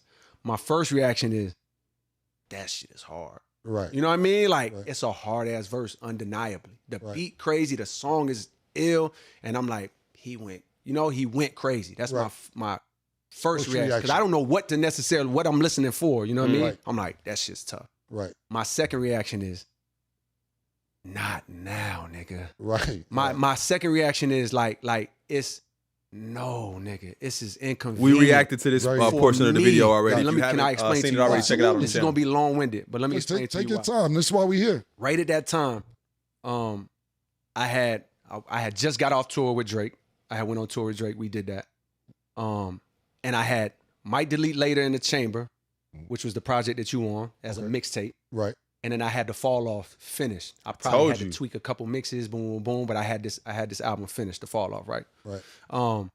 So, but my Not Now, it was based off of that, but let me tell you something else. At that time, I had been working on the Fall Off, which was done. You know what I mean? Right.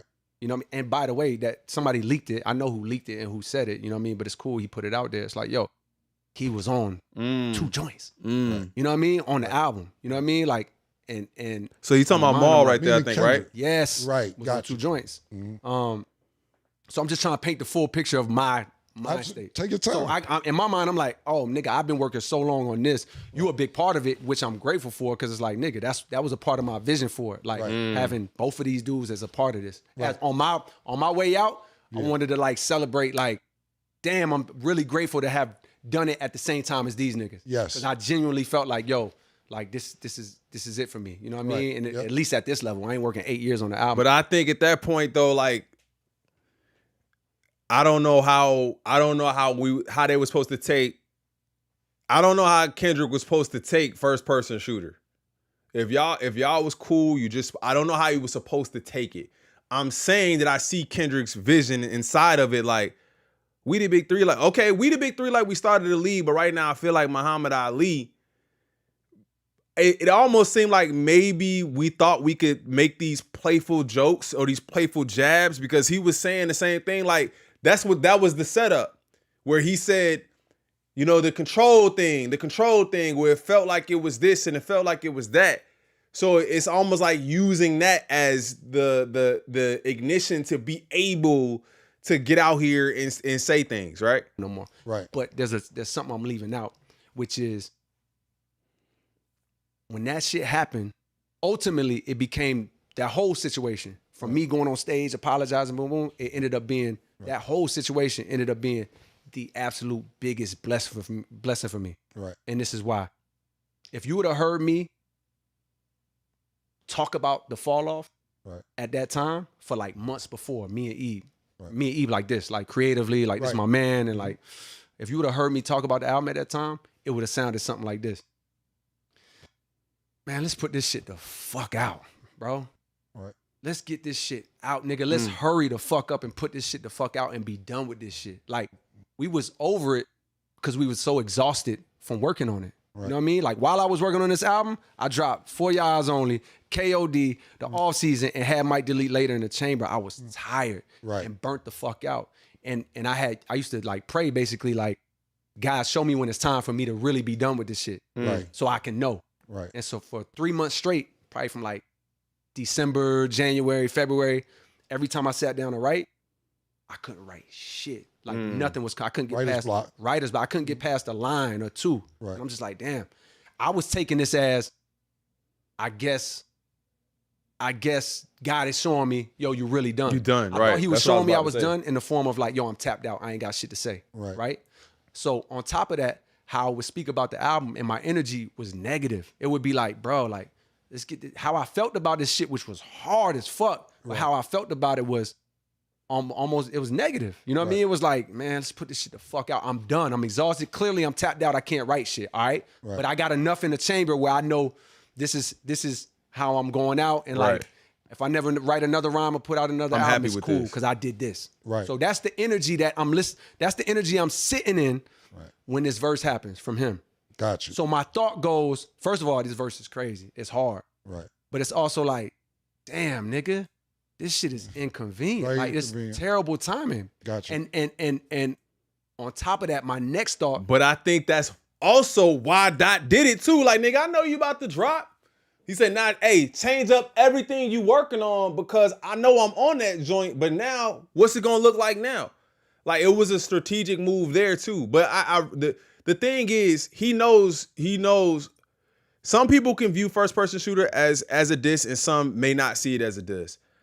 I see it as a heat check too. Like, I still think I'm better than you. I don't think anybody could deny that.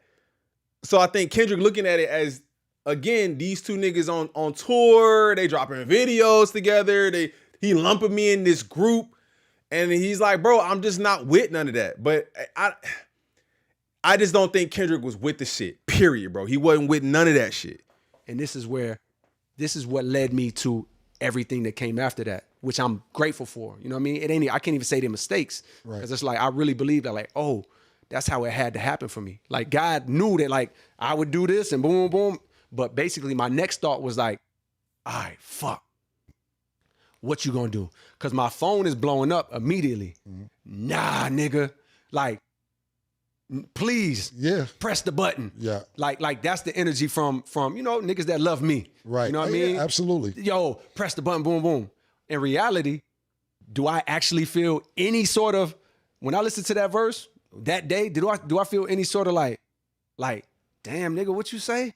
Right. Why you say there wasn't no disrespect in there? And at least for me, you know what I mean? That I didn't listen to that and be like, damn, nigga said what?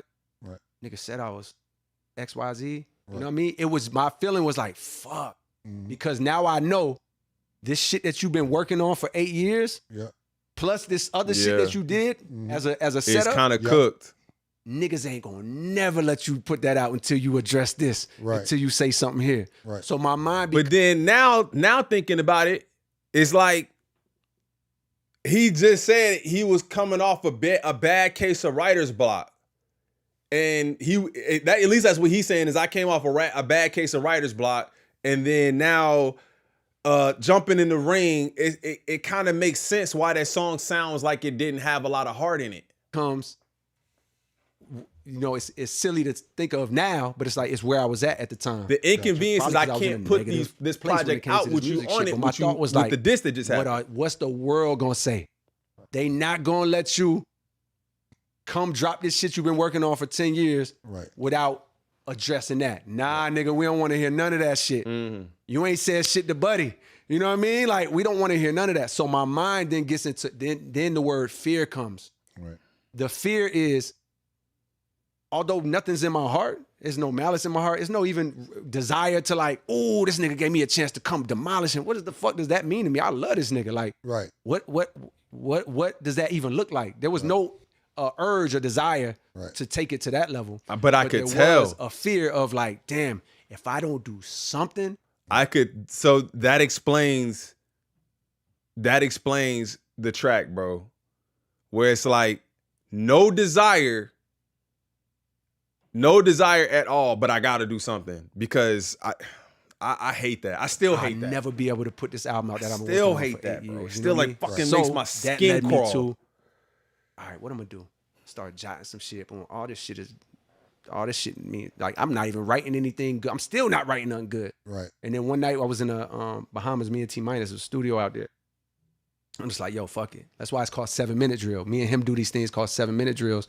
When I got writer's block or something, I'll do my whole goal is like, yo, write a rhyme in 7 minutes. Okay. Don't give a fuck if it's good or not. Good or not. Except I beat 2K game. The producer, just to get the room going and the energy going, I'll be able to make a beat in 7 minutes. Right. You can't overthink it. You can't just make the beat in 7 minutes. Nigga, you ain't got time to be figuring out your sounds. Just practice. Yeah. So he started the beat. I like that. That's good practice. It's how I kept myself all these years. Right. Sharp, just giving myself little drills to go through to stay sharp. So on one of them nights, he started cooking up. And then, all right, you did your 7 minutes, let me do my 7 minutes. Right. And the whole point of the 7 minutes is like, yo, you can't overthink it, just let it come, boom, boom. And that's when I start writing a song that became like 7-minute drill, which in my mind, as I'm writing it, what I had already kind of subscribed to myself is like, all right, this is what I do. Right. Like, this my nigga. You know what I mean? Yeah. But I'm worried about what the world gonna say, which is embarrassing to say out loud, but it's true. You know what I mean? Like at that time, because I'm fearful that this thing that I'm working on. Shout out to Exhibit Alex, man, for the re-up, 12 months. So I'm like, all right, this is crew access. Right. Let me say just enough, to where it looked like I did, like it looked like I said something. Everything I'm saying to him, I know, and he know it's all survivable. You know what I mean? It's nothing I'm hitting him. I'm not hitting no fatal blows. But it'll be just enough to be like, all right, nigga. You said something. Now you gonna come back. I know this is my man. He gonna come back. He gonna say something. You know what I mean? Probably give me a line or two or give me a whatever. And I'm gonna be like, you got that, cool. Now let's get to this album and really fuck him up. You know what I mean? In my mind, right? Shit, man. Yeah, no. Oh, man. Because it ended up, the fans were the ones like myself listening like, hey, look, bro, if it's a battle, you gotta go. So he's admitting to basically half-assing the attempt because he wanted to just do something, but he didn't want to engage in a way that would fuck up what he had going on. He like, bro, we on the album together, right? Still? Damn. Like, but mind you, it's a decision made out of like non-clarity. Right. But through that non-clarity, it seemed like my best option, right? Right. Boom. We put out Might Delete Later 2 days before Dreamville Fest, and that song is last, right? We just throw it on there. Boom, boom. The second it comes out, and I'm seeing the right away what I did. Right. Instantly, what I did was like, oh, you instantly divided off rip. You created a dividing line. Right. Where you forcing the world to pick a side. And to, if they fuck with you, they gotta slander him. Right. And they taking some of the shit you said, thinking it's survivable and thinking it's just some light shit, boom, boom, boom. Right. They taking what you said and they giving it gas and they giving it light. And then my thought becomes, oh, fuck. I done fucked up. I done misrepresented myself. Right. I ain't gonna lie, bro. I was fucking with both of them, dog. I'm a fan of both of them, so I'm not picking a side in that. I fuck with both of y'all. I'm not picking a side. I never was picking a side between them two. I fuck with both of them. I was gonna be like, okay. Oh, he said that. That's how it was gonna go.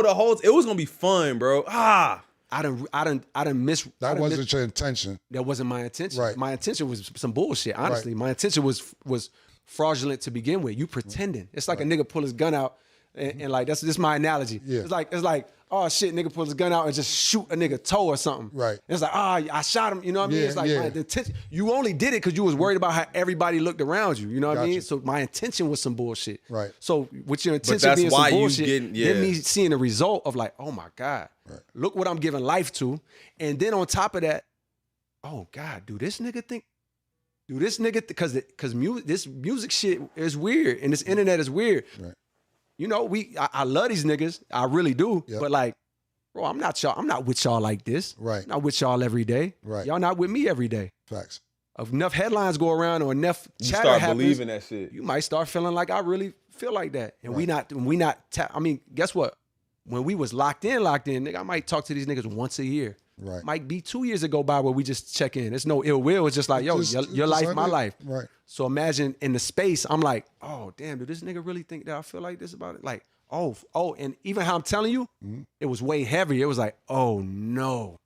Like sinking my chair, like, nah. Right. But at the same time, you done did it already. Right. Like, I've already done it. I've already like jumped into it. But that's the other piece where it's like it's already done. So pulling it doesn't mean that it's not still on YouTube and on the internet and people can consume it. Oh, man. I get it. Like there's no way you can't get it. Like I get it. I don't like it. Still to this day, I don't like it because it was just to me. It's just I won't say friendly, but it's a spar. This is what we're supposed to do. You already know you weren't trying to go at him below the belt, and you know he wasn't going at you like that. That's the only Now thing. I'm like, fuck, I got Dreamville Fest coming up. Oh my God, like I gotta go on the stage. Edgar, I was These saying niggas the think same I'm thing. representing this, boom, Right, boom. right. So you know, I know I'm going further than your original question, but I No, feel like I take might it, as well. I might as well. let it. Yeah, all right, cool. Because So people want to know this shit. Word up. Because I have more questions that I was going to ask you about it, but you're answering them all right. anyway. All right, So cool, you know what I'm cool, saying? cool. So fast forward. Now, if you would have seen me that weekend, even like my wife, she was peeping it all weekend. You know what I mean? It's only if you know me intimately would you see it, but it's like she could just see I was fucked up. Right. You know what I mean? Because I felt like I had made like a big mistake. Right. And the main mistake was like, damn, you really love this dude. Like you really have. I'm a fan. Right. A friend. It's not just him. It's Drake too. It's like, yo, I really fuck with these niggas. You know what I mean? Like, Yep. and it's like, oh shit. And then also it's a bit of pride because it's like, damn, they want to hit the nigga and be like, hey, bro, you think I was serious? Boom, boom. Yeah. But at this point, I'm It is what it is. I'm in my head. It's Right. like, you know what I mean? So anyways, the show is I'm about 2 hours from going on stage or an hour from going on stage. And I'm like, damn, are you really about to walk on the stage and everything about it feels untrue. You about to go on the stage and just represent this energy. And a thought comes to me. And I really feel like this was God. Because I could tell because of how it like lifted me and how it took like the weight off me. It was like, oh, yo, you misrepresented yourself on a big stage, right? On a big platform, on an album. You know what I mean? And played into it. And you said something that you didn't really believe in, you know what I mean? About somebody else, boom, boom, boom. You got the opportunity to go tell how you actually feel and speak the truth on a big stage, maybe a bigger stage at that point, because niggas is tuned in around the world, you know what I mean? It's a live stream. So I'm like, and that's when the apology came in my mind an hour before. Right. I told my wife, she the only one I told. I ain't tell my homeboys, thank God, because they probably would have, you know what I mean? They would have been upset. Wildin'. Yeah. Told my wife, she started crying, you know what I mean? Like, cause she seen one, how it was affecting me, and two, she just, I don't know, it was like a pride that she had. And she know how if she had the pride, we all had the pride. It was like, I don't like it. I understand his perspective of being like, I don't really got no smoke with bro at all, man. I'm gonna apologize. But again, dog, like, it's rap, and this is kind of what happens. It's kind of like if you got a friend on a football team, y'all both on a football team, or you got a friend that's a basketball player, and you go out and you drop 20 on him, you ain't gonna apologize for dropping 20 on that nigga after he said he was better than you. It's just like, bro, this is what we do. You know what I'm saying? So, like, again, I don't like it, but I get it, man. I get it. Shout out to Josiah again for the 10, man. He said, everyone gonna hate this, but I genuinely respect it. He never felt disrespected. He fucked with this dude, made a bad decision in the moment of chaos and peer pressure, realized the mistake and took it back.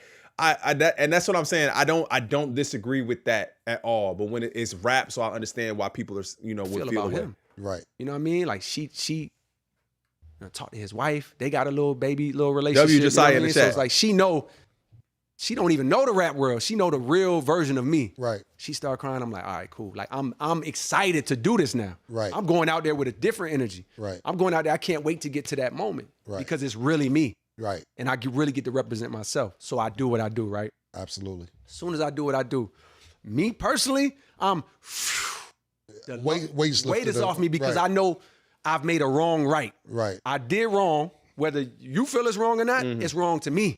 Right. So I've made a wrong right. You know what I mean? Now, worst case, I know he know and I know the world know how I actually feel. Boom, boom, boom, right? Yeah. The weight gets lifted off me.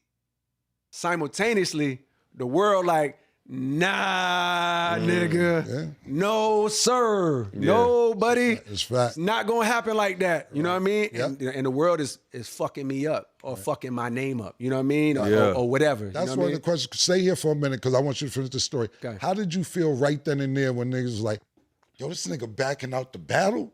What, yo, come on, man. Like, come on, you fucking up light-skinned nigga. I seen all that. You know what I'm saying? Right. Yo, how did you feel at that moment when people got upset with you for saying that you're not going to go back and forth with him? How did you feel? Well, first you got to think it was that night. I use that. That night, I had my own homeboys. Right. Like I had people that was close to me. Some niggas like, yo, bro, I get it. I respect that. Boom, boom, boom. Right. Some niggas like, bro, fuck that. No, you know what I mean? Right. Like, you know what I mean? So I already experienced that in real life. Right. You know what I mean? And when they did it to me, when they hit me with that, and I appreciate them telling me the truth, whoever did, but it's like when they hit me with it, I'm chilling. I didn't give a fuck. Like because I knew in my heart I did what was right for me. And it means more coming from them than social or whatever. There you Right. go. Exactly. There you go. However, what I will say is, like, to your point, when the world start giving me them hands, Right.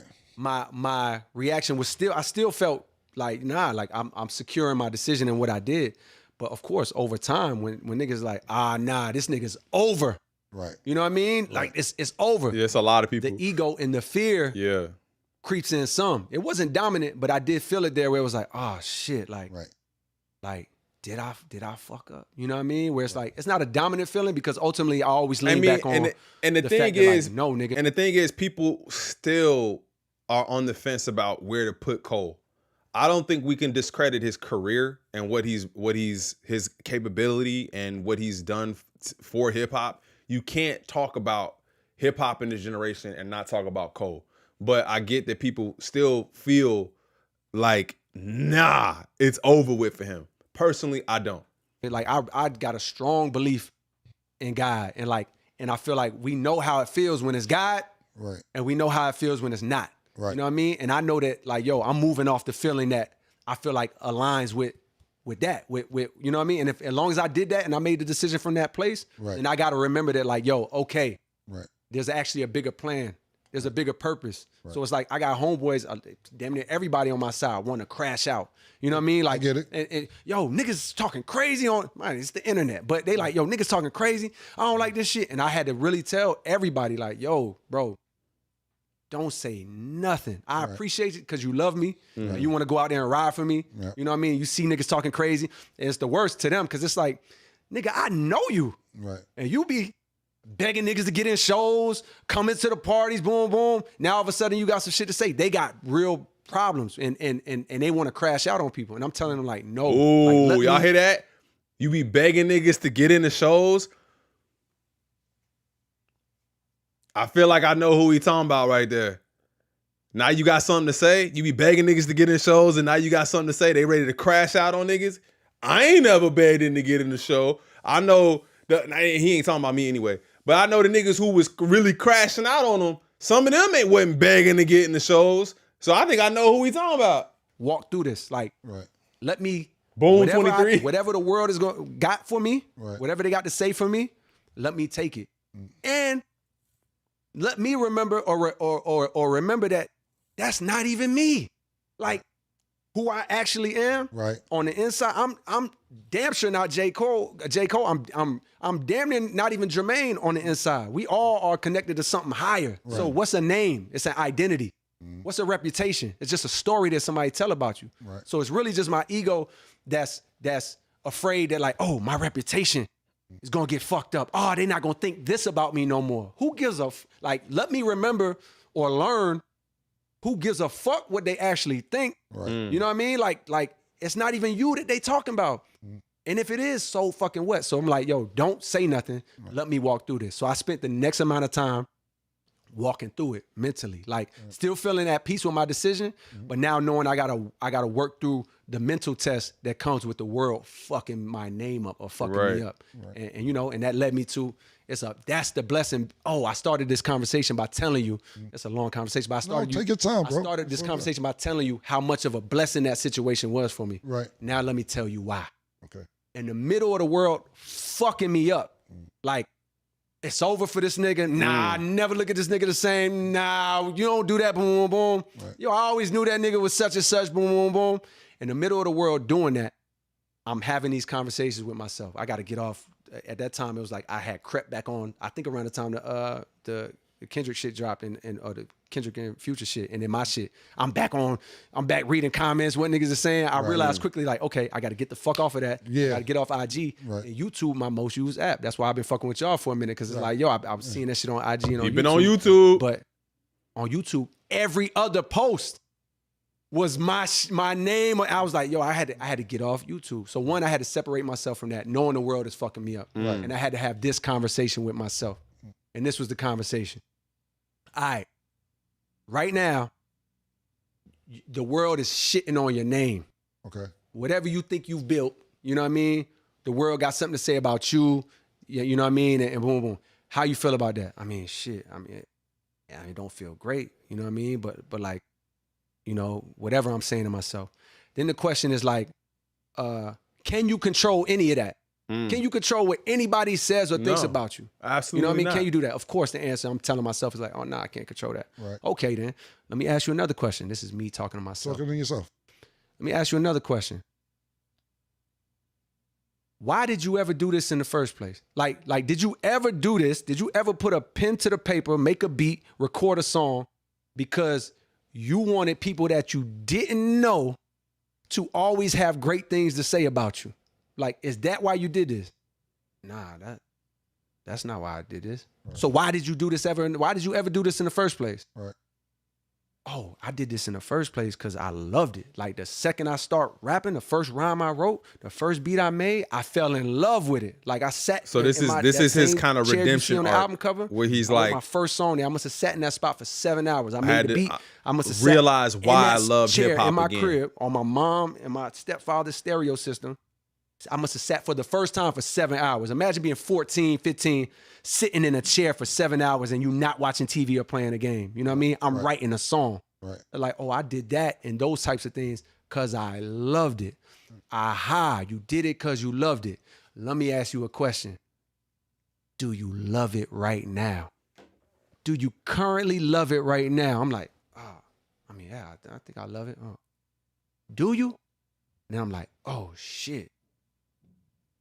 It's like, yo, listen to how you talking about your own album you about to put out. Right. Look how you've been talking about this shit. Right. Like, this how you want to go out? You don't listen to music no more. You don't play this shit no more. You know what I mean? I got kids now. Yeah. The shit that I came up on, you know what I mean? Right. I don't play that shit around my kids. You know what I mean? I'm not gonna do it. Right. I'm grateful that my parents didn't give a fuck what I listened to or what they played around me. Right. But I'm not gonna do that. So it's like I don't experience this shit on a regular basis no more. Right. And like, yo, look how you talking about this album you were working on for 8 years. Man, let's just get this shit the fuck out. Right. Let's just put this shit out, man, and be done with it. Right. And then my question was, that's how you want to go out? That's how you want to drop this album? That's how you want to drop your last He say, poor album? Antonio. Let's see if you ask him about it. Like, nah. Well, how do you want to, what you want to feel like? I don't want to feel like this. I can't write a fucking rap to save my life. Like, that's how you want to go out? I'm like, nah, I want to go out. When I put this shit out, I want to be in love with this shit. Like, I want to be feeling like I damn near could do three more albums. Like, I want to feel like excited and proud to put this shit out. I don't want to be over it. Right. Like, all right then.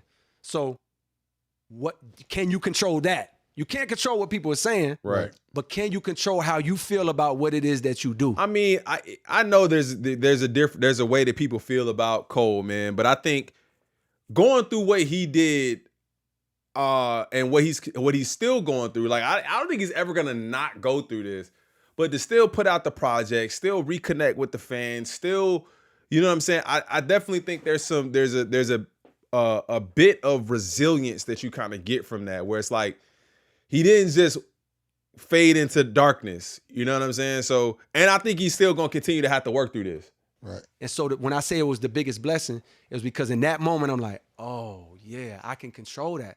I can control. It's like a relationship. Like when you're in a relationship, absolutely. It's like if I'm in a relationship with a woman and it's like I can pretend like, man, we just grew apart. This shit ain't there no more. Really, you stop doing the things that breed love with this woman. You know what I mean? And y'all stop doing the things that breed love with each other. And you just say you fell out of love. Well, really, you stop doing love. Like love is like out of like spending time listening to somebody. You know what I mean? Like it's an active thing. So from that day forward, when I had shout out that Towel and conversation Soap for the one. I appreciate you. Thank you. I just W Towel and Soap in the chat. myself back in this shit that I love, and I started telling people that summer.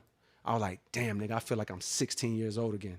Like I was madly in love with this shit, and then my pen got on fire. Like from that day forward, and that's what started my next journey. And the reason why I say it was the biggest blessing is because like the way I feel now, putting that album out, versus how I would have felt 2 years ago, even with the album in the form that it was, night and day. Like nigga, I ride around playing this shit. Still to the like yesterday I had to drive an hour to Fayetteville. I think it's something to be said about that too, where you do kind of have to just like really reevaluate things and fall back in love with it. Shout out to who's that? Ren Domino Experiment for the 5 gifted memberships. I appreciate you. If you got a membership, make sure you say thank you. I think it's definitely something to be said about that though, where it's like you have to kind of fall back in love with it when you get hit with the adversity that he got hit with. And I'm not saying that it's not his fault. I'm not saying that it's not his fault, but I understand it. Shit the whole way. I'm rapping my shit. I'm a fan of this shit. Right. And that's a blessing because 2 years ago, it was, man, let's get this shit out of here. So I know that's long-winded, but no, I get it. I mean? Trust me, because just as a writer, you go through writer's block, especially when you're as good as you are. It's hard to compete with your last great project. You get what I'm saying? And everything you explain makes a lot of sense. Like, you got to be true to you before you make somebody else happy. And if you're not happy with what you're doing and you made a bunch of money already, what the fuck are we really What are we doing it for? for? Exactly. Like for me, I come to work, I get to watch sports where I watch sports all day anyway, and get to sit here with my childhood friend that we didn't speak to each other for 15 years, and we fucking watch sports and laugh at niggas. Wow. You get what I'm like what the like you can't even beat that shit. Fact. You know what I'm saying? Right. If I had to do it, I wouldn't want to do it, man. That's real, bro. Nah, and I got everything you said. Do you think that I only got a couple more questions for you, and I'm gonna let my assistant Taylor ask you some questions. Okay. Do you think that the Drake and Kendrick thing got totally out of hand? Do you think it spiraled out of control?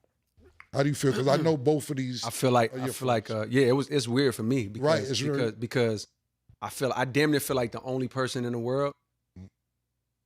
And of course, I don't know if this is true or not, but when I really analyze the situation, I'm like, I feel like the only person in the world. It's almost like it's a much more mild example, but it's the only way I could think about it. I'm like, I think of Dale Curry. Like, imagine Seth Curry was the star basketball player for whoever the team he was on, the Hornets. Right. And then Steph was the star player for the Warriors, and they met in the finals. Right. And then Dale has to watch, like, he has to watch this battle. And somebody got to come out a quote unquote loser. That's their somebody father, though, right? It's like, I'm the world right away. The world became like politics. You either Democrat or Republican. You either Kendrick or you Drake, and you you got to pick a side. Boom, boom. And I felt like the nigga that was like disgusted both ways, damn near. You know what I mean? So when you say did it get out of hand, it's like creatively, that's not my place to say. Right. You know what I mean? Like that's definitely not my place to say. I'm a nigga that apologized. So it's not my place to come in and say like, oh, I would have did this. Said, boom, boom, boom, boom. Like that's not my place.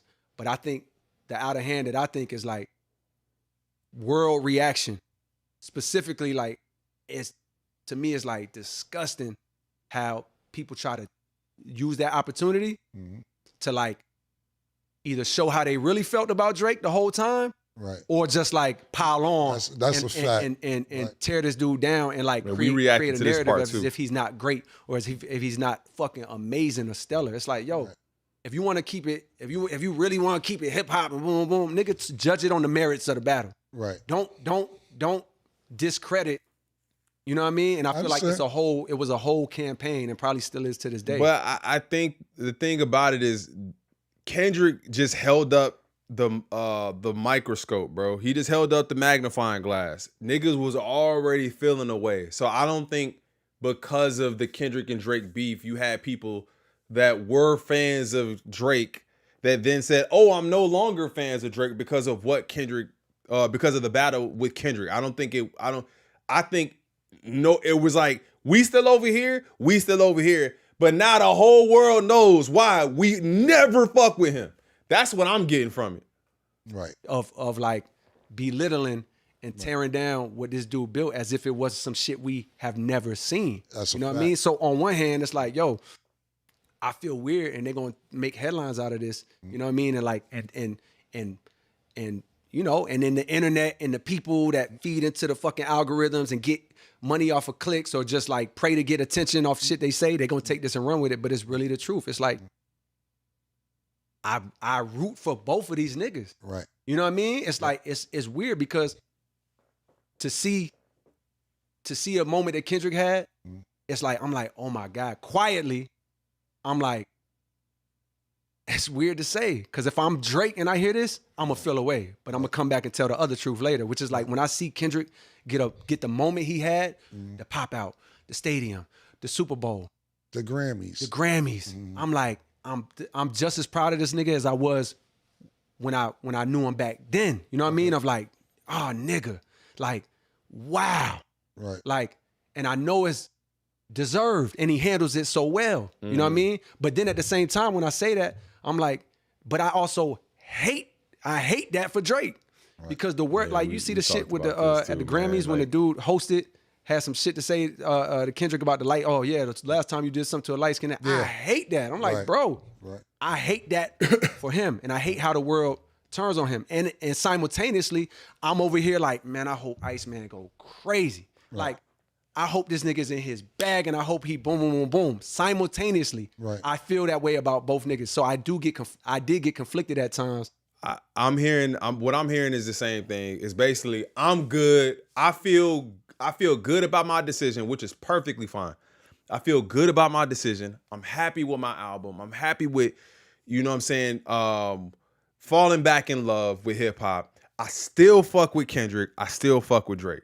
But plain and simple. In the battle, because I'm like, But creatively, that's not my place. That's what he's saying. But I wonder if you're going to ask him about the lawsuit. Critic of like culture. He probably won't. Which that word is fucking weird, because it's like, nigga, this shit is algorithm based, nigga. This shit is paid campaigns on niggas. Right. Positive or negative. But my criticism on the culture is like, ew. Like, I hate what y'all try to do to this man. Right. Like, you know what I mean? And I hope y'all fail. You know what I mean? And I'm glad to see y'all fail. So it's like, I hate to speak on it, because it's like, I know they're going to take it a certain way, but that's genuinely my truth. You know what I mean? Like, that's genuinely my truth. Right. You just told us how you feel about them being artists. And I don't know Kendrick, a big fan of his music, but Drake's my man. So I totally feel exactly how you feel, what you just said. And it was a good moment for Kendrick, like you said. And I like his music too, I'm a fan, but as Drake being my friend, it was fucked up. There you go. You know what I'm saying? I agree with that. So, and so if I put myself in Drake's shoes, even to hear me say, like, I'm happy for Kendrick in a sense. I would, if I'm him, I'm gonna feel like, damn, nigga. But it's success. I love this nigga too. Right. You know what I mean? And I don't like that he's doing it with a whole crowd like shitting on you. It's like success at the expense of your friend, but it's still a success. You know what I'm saying? So he shouldn't feel a way about you being happy for your friend. Like that, you know what I mean? But shit, that's not my place to necessarily judge. And if that's how he felt, he had to go with it. You also engaged at the same time. You know what I mean? But I absolutely hate and have always hated how they try to like do that to him. And I genuinely pray. It's like, nigga, I'm a fan waiting. Like, I be telling Eve, like, man, I hope this Iceman shit go crazy, and I hope he kills that shit. That's so, personally, where you at with them friendship wise today? I'm in the same place. Right. You know what I mean? Where it's like, yo, I genuinely love these niggas, but I'm not gonna act like we've been communicating and talking. You know what I mean? I've had conversations with them like post everything, you know what I mean? But it's not like it's a lot. But that's just, you know, that's me not knowing where they at. Right. Me maybe assuming because I done heard X, Y, and Z. Right. But it has nothing to do with like how I actually feel. Hey, shout out to Elijah. I appreciate you. Like, I be wanting to shoot off a text. You know what I mean? Like, I ain't gonna lie, but even saying that on a mic is kind of lame to me, but it is my truth. You know what I mean? It is what it is. Absolutely. Look, my assistant Taylor, she loves you. She was actually on vacation. Where was you at, Taylor? I was in St. Lucia. She was in St. Lucia. She got a Dreamville jacket on to come back to see you. And I say, you know what? I wonder what if she gonna ask him any hard questions than any of your fans. So I told her she could ask you a few questions. And she made it back from St. Lucia. I don't know what hurricane she flew through or how she got here, but she said her last 24 hours was hell. Damn. Getting here just to meet you, because she's been to Hey, shout out Dreamville. Gwen for the She's flew to 5. North Carolina to see your concerts. If Drake doesn't move like he did post-battle, this isn't even a thing. He made it weird simply by not being able to accept the L. That's the biggest truth of this whole thing. W. Gwen in the chat too. The biggest truth is if he just knew how to take the L, a lot of this could have been avoided. I appreciate it. So on and so forth. So Taylor, a few questions. Knock them out from coming from one of your number one fans. Listen, before we get into the questions, first off, thank you. 2014 Forest Hills Drives really means like a lot to me for a multitude of reasons, and I'm sure you get that all the time. But also thank you to you for allowing this opportunity. Yeah, no problem. Yeah, definitely last 24 hours. If I didn't get off that island 24 hours ago, I would have been stuck there till Friday. So. And you came just so you could be here for this? You cut it short? Listen, I made mountains move just for really this. appreciate that. I really appreciate you too. You. But great interview so far, and I just want to kind of go back on some of the things that you spoke on, especially with writing. Okay. I know in 2021, when you left Roc Nation, you acquired your master's. Mm-hmm. How has your writing process been? Maybe it changed for you since having full ownership The ownership has nothing to do with it. And I also want to say on your platform, because I think I said it on the podcast we did, but you know, people, that's a very small audience of people that just fuck with me. So, but how I even got my masters back in the first place is because Jay and Roc Nation agreed to switch my record deal over to a distribution deal, you know what I mean? Which gave me a much larger chunk of ownership than I had previously, you know what I mean? Which set me, I just did want to say that because people just think like I just got my master back, but really it's like, nah, I got them back a little early because, you know, one, I had leverage, but also Roc Nation did the right thing, right? And, like, overly blessed me by switching that to a distribution deal, and I never said that publicly. Basically, trying to clear that shit up. While you asked that question, I did just want to mention that. But the ownership of my music never changed my writing process. I honestly don't even think about that side of it. But how has my writing process changed? I've experimented with multiple. It used to be one way. When I was at that beat machine on the cover of the album, I just sit down in a spot, stay there for 2 hours, 3 hours, and just lock in and focus. And like that was my process. But as I gotten older, I've experimented. Like there's songs I got where it's like I'm doing like how Future and Uzi and them do, where it's like I'm doing a line at a time. You know what I mean? There's songs that I got where I try that. It's not my bread and butter, but I have experimented with it. And there's times where, you know, I might just write a verse one day and it's like, oh, I know what this song is. Let me put it away, come back to it, write the next verse. But the thing that I learned after I said I fell back in love with this shit and that's what got me to the finish line on the album. The thing that I relearned about myself is like, oh, wait, I'm a solitude nigga. I write my best alone in solitude. Oh, like, hell yeah. Not just like, oh, I'm in a room by myself. Nah. Like, no, like I would start flying up. You know, I'm a full-time dad, really. Like my studio's in the crib, my gym is in the crib. So it's like, I'm always around my kids, even when they're at school, they homeschool. So it's like, I'm always around the kids. But what I learned is, if I go to a hotel room where I could just be in a hotel room all day, write all day, listen to music all day, make a beat all day, fall asleep while working on the beat, wake up, open the laptop and press play on the beat again. If I get 2-3 days of solitude, let alone if I get 5, that's when I'm like super tapped in. And it's like, when I could just, because, and I thought about it, I'm like, oh yeah, cause nigga, that's what you was used to. I'm in the college in my apartment, just in my room, dolo, like writing. But now with kids, I had to remind myself like, oh wait, I write good at the house. I don't write some crazy shit at the house while they write upstairs or whatever. Sometimes I don't wrote some fire shit while they write in the living room and they write in the kitchen, I'm in the living room. But my best, where if I know I need to knock some shit out and I go get 2 days alone, 3 days alone, it's gonna be crazy. I could just damn near feel like a teenager again or a 20-year-old again. I get so productive, and that's when my pen can really like light on fire. So I don't know if that's a change, but I just rediscovered a change. How important that is for me if I really want to like lock in. It's Aquarius shit right there. You gotta be dolo sometime, man. Word up. When your birthday? February 4th, Oh, man. yes, yeah, I'm the same way. Like I be out here a lot by myself because I think better by myself. That's just me too. I didn't mean to interrupt, but I'm chiming in on the same shit. I gotta be by myself to be creative a lot of times. Facts. Yeah, that kind of falls into my next question because I know you did a 7-part series for the release of your new album where you went to different cities in North Carolina and New York, as far as Arizona, in the Honda Civic.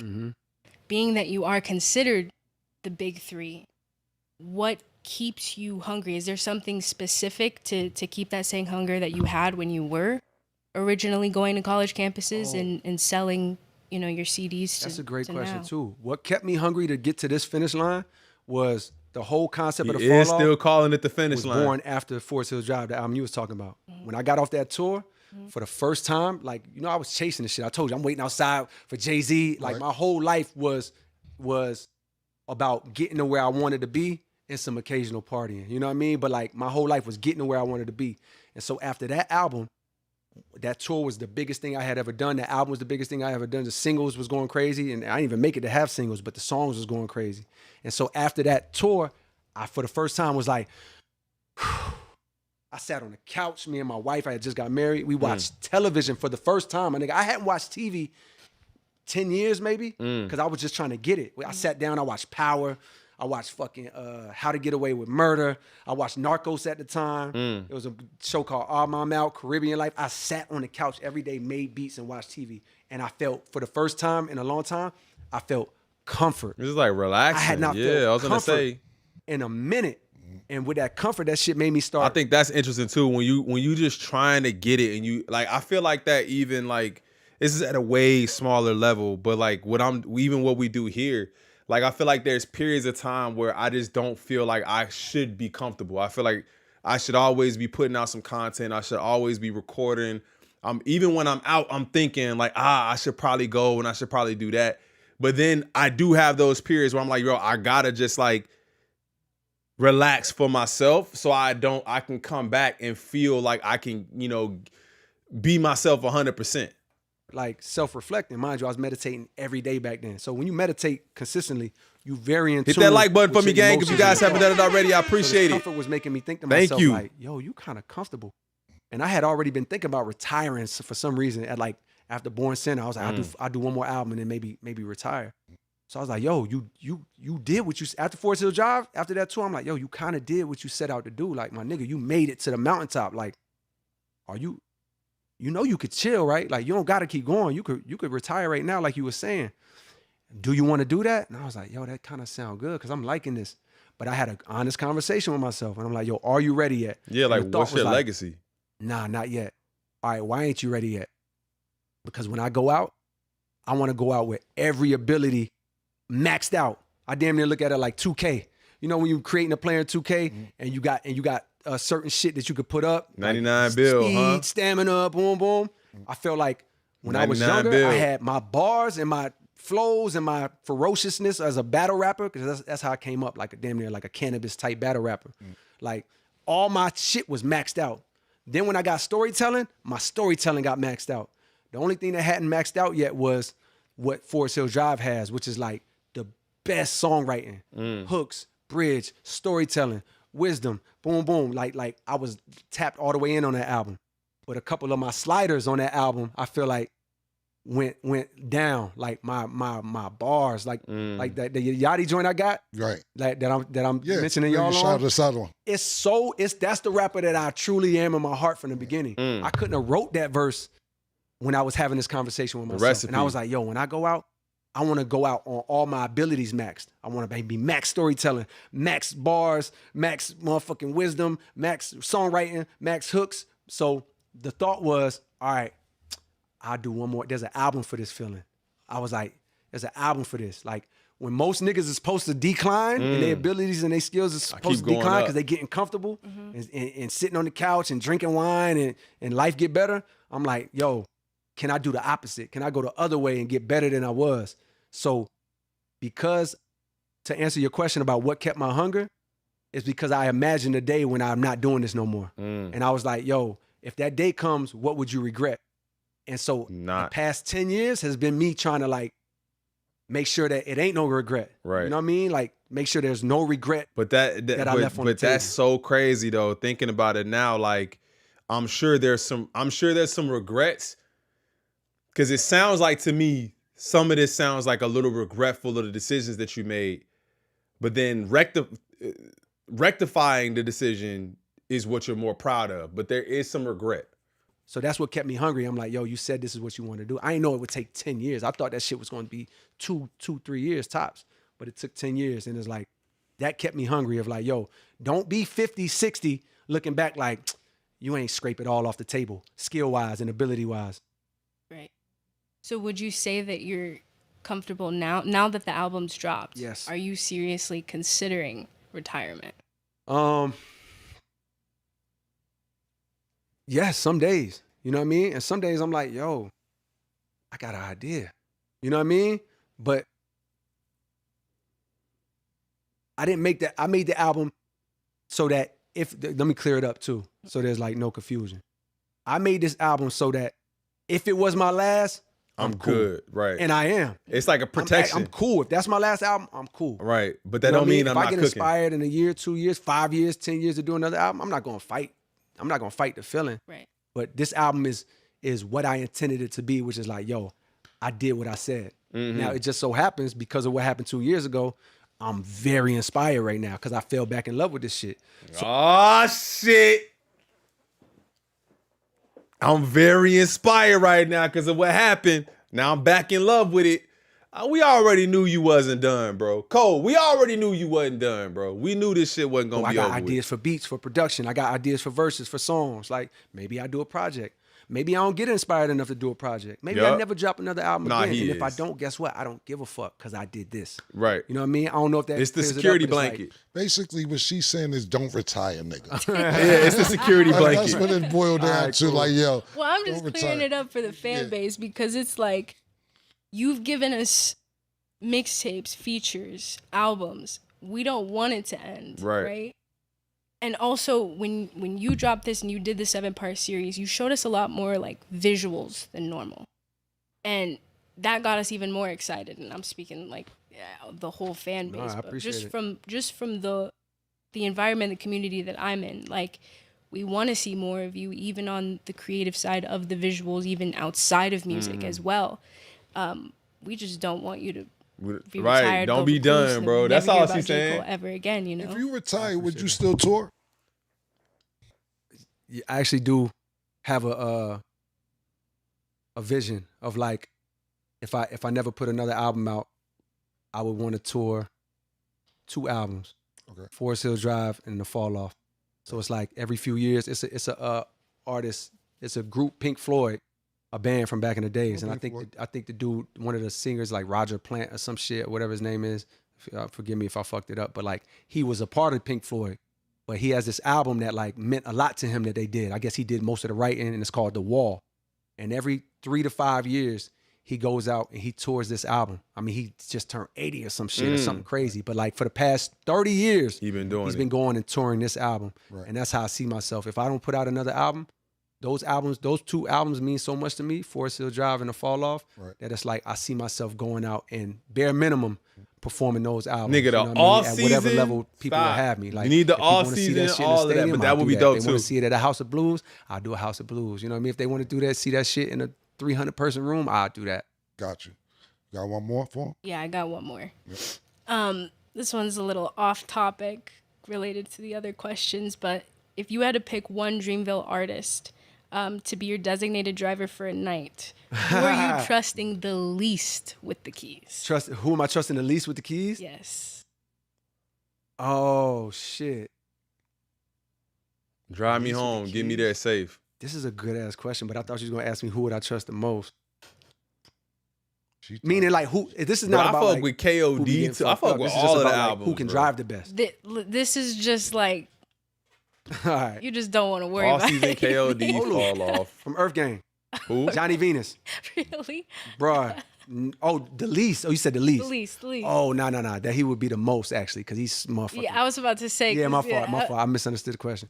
The least, I don't know. Honestly, it's nobody that like I wouldn't trust with the keys. You know what I mean? Yeah. I never seen Ari drive. Valid. You know what I mean? Yeah. I never seen Ari drive. We had to ask her how she drives. Oh, this the But end. I feel like I might remember from some stories from back in the day in Raleigh, but I could be wrong. I remember when she had the Kia Soul. or Hammer, whatever, what but, up? I don't know. That's a hard question because I would trust them. I would trust them all as long as they wasn't drinking. You know what I mean? You could drive me. Yeah, that's. Hell yeah. Anyone from your camp, Cam? Nah, I was letting you wrap it up, man. All right, cool. Matching the Dreamville jacket with the air. You fly today. Oh, I ain't even peeped the Air Max with the Yes, purple and the yes, Hornets. had Yeah. to. Oh, I'm happy you came through, Man, bro. thank you, dog. Me too. Appreciate it. Space, man. I appreciate you, bro. Thank you so much, man. You, dog. I mean, and that's Got all he J. wanted, Cole, bro. Man, and get back here, man. Fleet. Yeah, man. Thank y'all again for tuning in. Another week, Talk with Fleet Cole. Appreciate you, bro. Thank you, bro. Appreciate you so much. Thank you. Dope. Taylor, good job, man. Great job. We might Thank need you. to step up your job here, man. Listen, I'm always behind the camera, and of course, my luck. On the way back, I'm like, I get the text from Cam, just be ready. I said, oh. She's never in front of the camera. This is her first time in front of the camera ever.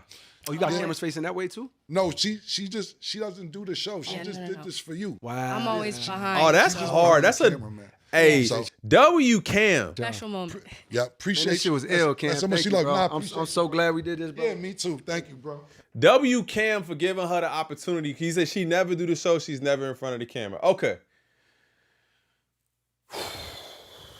Let me lock in, bro, because everything that we've heard, we've been sitting here for like 2 hours. So the interview itself is about an hour and a half long. I think hearing the type of okay, I don't want to mix the two. This interview was solid. Okay, solid falls into that like 6 to 8 territory. If you're on a scale of 1 to 10, 6 to 8. I can't even give it a number. 7.58, right? Because the reason why I say that is because a lot of the heavy parts, the Drake parts, some of the Kendrick stuff, we literally heard all of that. You know what I'm saying? Like we literally heard all of that in the clips. So it's like it wasn't nothing like, oh, we missed the piece, or there was more elaboration on the topic. We heard a lot of that within the clip. So the rest of the interview at some point did kind of start to feel like, okay, this is, I don't want to call it filler, but like it's not probing deep questions or anything like that. You know what I'm saying? And why I said I didn't want to compare the two, because I was thinking about the Nadeska interview. With